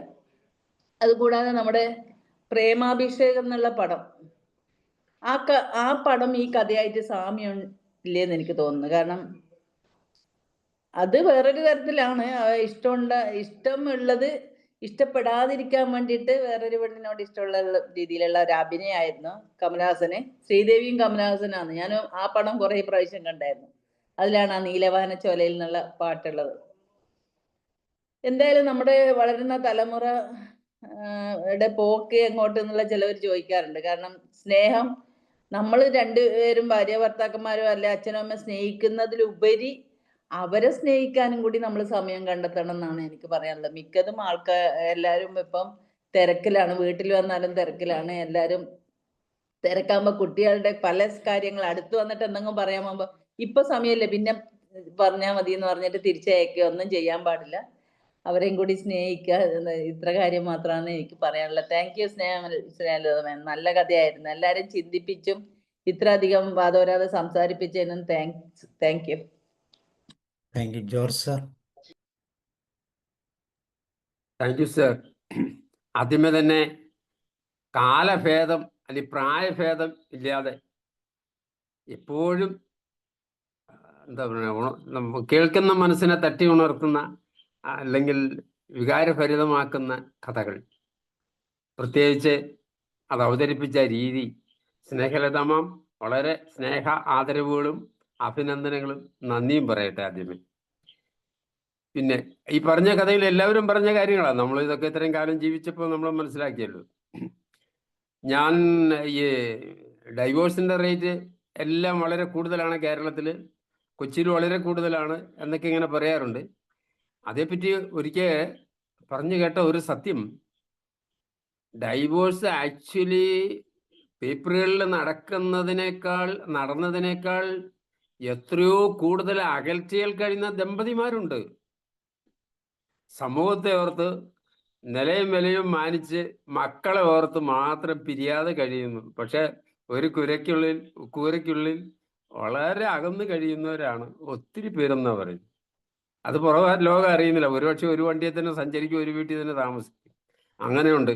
അപ്പൊ ഇതിനൊക്കെ കാരണം സൈഡ് അട്രാക്ഷൻസ്, ഈ അക്കരെ പച്ച എന്നുള്ളത് ഈ പ്രലോഭനത്തിൽ പെടാത്ത മനുഷ്യ മനസ്സുണ്ടാവില്ല, അതൊക്കെ സത്യമാണ്. പക്ഷെ വിട്ടുപിരിയാനാവാത്ത വിധത്തിൽ ആയിപ്പോയി കഴിഞ്ഞാൽ കഷ്ടമായി എന്നേ പറയാനുള്ളൂ. തിരിച്ചറിയാൻ കഴിയുക, എപ്പോൾ വേണേലും തിരിച്ചറിയാനും തിരുത്താനും കഴിയും എന്നും കൂടി ഒരു സൂചന അവിടെ ഉണ്ടല്ലേ. എപ്പോൾ വേണേലും തിരുത്തിയെടുക്കാം. ഇനി അങ്ങോട്ട് ഇവിടം വരെ പോയി ഇനി അങ്ങോട്ടേക്ക് തിരുത്താനുള്ള അവസരമുണ്ട് എന്ന് കാണിക്കുന്ന ഒരു വലിയ ഗുണപാഠം ഇതിനകത്ത് ഒളിഞ്ഞിരിപ്പുണ്ട്. മാറ്റിയല്ലോ, 1 മാസം നീട്ടി വെക്കാന്ന് പറഞ്ഞാൽ സൂയിസൈഡ് പ്രിവെൻഷന്റെ മെത്തേഡിൽ ആദ്യം പറയുന്നത്, ഇപ്പോൾ അറ്റംപ്റ്റിന് തുനിയുക എന്ന് പറയുന്നവർ വിളിക്കുമ്പോൾ പറയുന്നത്, അല്ല നമുക്ക് അങ്ങനെ ആകാം കേട്ടോ, നിങ്ങളത് നല്ലതെന്ന് പറയുകയാണെങ്കിൽ ഞാനും അനുകരിക്കണമെന്ന് ആഗ്രഹിക്കുന്നുണ്ട്. അങ്ങനെയാണെങ്കിൽ അതേക്കുറിച്ച് ഒന്നുകൂടെ പറയാമോ? നമ്മൾ 2-3 പ്രാവശ്യം ആവർത്തിച്ച് പറഞ്ഞിട്ടൊന്ന് ചോദിക്കുന്നത്, ഒരു പ്രാവശ്യം നമുക്ക് നാളെ ഈ സമയത്ത് ഒന്നോടെ വിളിക്കാൻ പറ്റുമോ, അല്ലെങ്കിൽ കുറച്ചു നേരം കഴിഞ്ഞിട്ട് ഒന്നോടെ വിളിക്കാൻ പറ്റുമോ? ആ സമയം ഒന്ന് ടേൺ ഔട്ട് ചെയ്താൽ പ്രശ്നം തീർന്നു എന്നാണ് പറയുന്നത്. ഒട്ടേറെ പേര് പറയാറുണ്ട്, വലിയ സൈക്കോളജിസ്റ്റുകൾ തന്നെ പറയാറുണ്ട്, ഇപ്പോഴൊന്ന് മാറ്റി വെച്ചാൽ ആ പ്രശ്നത്തിൽ നിന്ന് രക്ഷപ്പെടാം.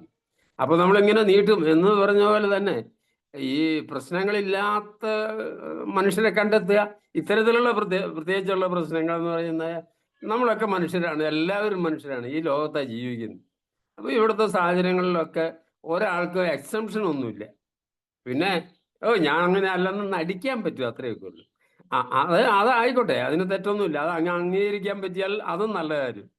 പക്ഷെ എല്ലായിടത്തും ഉണ്ടല്ലോ ഒരു താളം കൊണ്ട് അങ്ങ് പോകാൻ, ഒരു അഡ്ജസ്റ്റ്മെന്റ് ആണ് ജീവിതം എന്ന് പറയുന്നത്, എല്ലാവരും പറയണതല്ലേ, അഡ്ജസ്റ്റ്മെന്റ് തന്നെയാണ്. അപ്പോൾ അതിന് അവസരമുണ്ട് എല്ലാ സമയത്തും എന്ന് തന്നെ ഞാൻ ഇപ്പോഴും ഓർക്കുന്നു. പിന്നെ ജീവിതത്തിൽ വിജയിക്കാൻ നമുക്ക് താല്പര്യമുള്ള മേഖലയിൽ എന്ന് നമ്മൾ പെടുന്നോ, അല്ലെങ്കിൽ അത് കണ്ടെത്തുന്നോ, അവിടെ ചെന്ന് അതിന് അനുകൂലമാകുമ്പോഴേ, അനുകൂല സാഹചര്യം വന്നാൽ വിരിയാത്ത മുട്ടില്ല. അത് തന്നെ അന്നേരം വിരിയും. അവിടേക്ക് എത്തണം. അത് തന്നെ രണ്ടാമത്തെ കഥയിൽ. ആദ്യത്തെ കഥയിലൊക്കെ ഇങ്ങനെ ഒന്നും പ്രത്യേകിച്ച് അറിയിച്ച് പറയാനില്ല, സമയം പോയല്ലോ. Okay ma'am, thank you so much. കേട്ടിരുന്നവർക്കും വളരെ നന്ദി. ഓക്കെ, സ്നേഹലത മാമിന് പറയാം, അഡ്മിറ്റ് ചെയ്തു.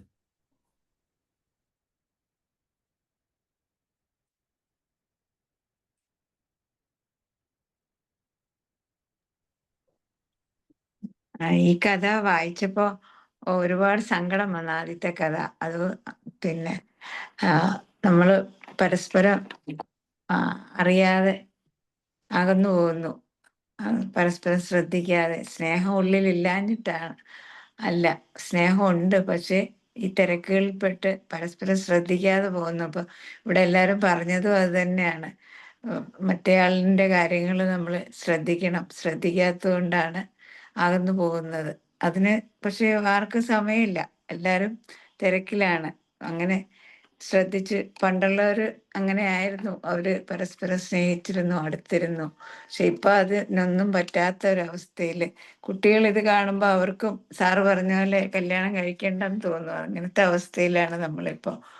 പിന്നെ രണ്ടാമത്തത്, സ്കൂളില് കുട്ടികളെ നമ്മൾ പിന്നെ റെഡിക്യൂൾ ആൻഡ് സർക്കാസം ക്ലാസ് മുറി പാടില്ലെന്ന് പറഞ്ഞാലും പല അധ്യാപകരും കുട്ടികളെ കളിയാക്കുകയൊക്കെ ചെയ്ത് അവർക്ക് ഉള്ള കഴിവുകളും കൂടെ പോകുന്ന അവസ്ഥയാണ്. പിന്നെ അതിനായിട്ട് അങ്ങനെയുള്ള അധ്യാപകർ വളരെ കുറച്ചാണ് ഇതുപോലെയുള്ള കുട്ടികളെ അവർക്ക് വേണ്ട സപ്പോർട്ട് നൽകുന്നവർ. അങ്ങനെ നൽകാൻ കഴിയണം എന്ന് ഞാനും ടീച്ചറായിരുന്നു. അങ്ങനെ അതുകൊണ്ട് ഈ കഥ കണ്ടപ്പോഴും വളരെ ഇഷ്ടം തോന്നി, അതുകൊണ്ടാണ് ഷെയർ ചെയ്യാമെന്ന് വിചാരിച്ചത്. അതിന് അവസരം തന്നതിന് സാബു സാറിന് ഒരുപാട് നന്ദി. Thank you ma'am. തീർച്ചയായിട്ടും വളരെ മനോഹരം, ഒത്തിരി അർത്ഥവത്തായ രണ്ട് തലങ്ങളാണത്. പ്രത്യേകിച്ച് നമ്മളുടെ ലൈഫുമായിട്ട് നോക്കുമ്പോൾ വളരെ എല്ലാവരും അതിനെക്കുറിച്ച് തന്നെയാണ് പറഞ്ഞത്, ഒത്തിരി ഉദാഹരണങ്ങൾ. അപ്പോൾ അതിനെ കറക്റ്റ് ചെയ്യാൻ ഇതുപോലത്തെ അവയർനെസ്സുകൾ എപ്പോഴും നല്ലതാണ്. അത് കഥയുടെ രൂപത്തിലാകുമ്പോൾ അതിനെ മാറ്റുകൂടും, അല്ലേ, കൂടുതൽ പെട്ടെന്ന് മറ്റുള്ളവരിലേക്ക് എത്തിക്കാൻ സാധിക്കും. ഇപ്പം എനിക്കിത് റെക്കോർഡ് ചെയ്ത് എൻ്റെ ഇടുമ്പോഴത്തേക്ക് ഒരു ക്യാപ്ഷൻ മാറ്റിയാൽ മതി, ആളുകൾക്കത് വായിക്കണമെന്ന് തോന്നിപ്പോകും. അത്ര മനോഹരമായ കഥകൾ. എനിവേ, താങ്ക് യു സ്നേഹലത മാം. ഏതായാലും മാമിൻ്റെ കഥകൾക്ക് ഒരു പ്രത്യേകതയുണ്ട്. അപ്പോൾ ഇന്നും അത് കൃത്യമായിട്ട് ഇത്രയും സമയം നമുക്ക് സംസാരിക്കാനുള്ള ഒരു വലിയ വഴി തുറന്നു. So thank you very much. വീണ്ടും നമുക്ക് നാളെ മൈൻഡ്ഫുൾ മെഡിറ്റേഷനായിട്ട് കാണാം. See you and good night. Good night. Good night. Thank you George സാറേ. Thank you sir. Snehalatha ma'am, Ramavathi ma'am, thank you. Good night all of you. സുധോ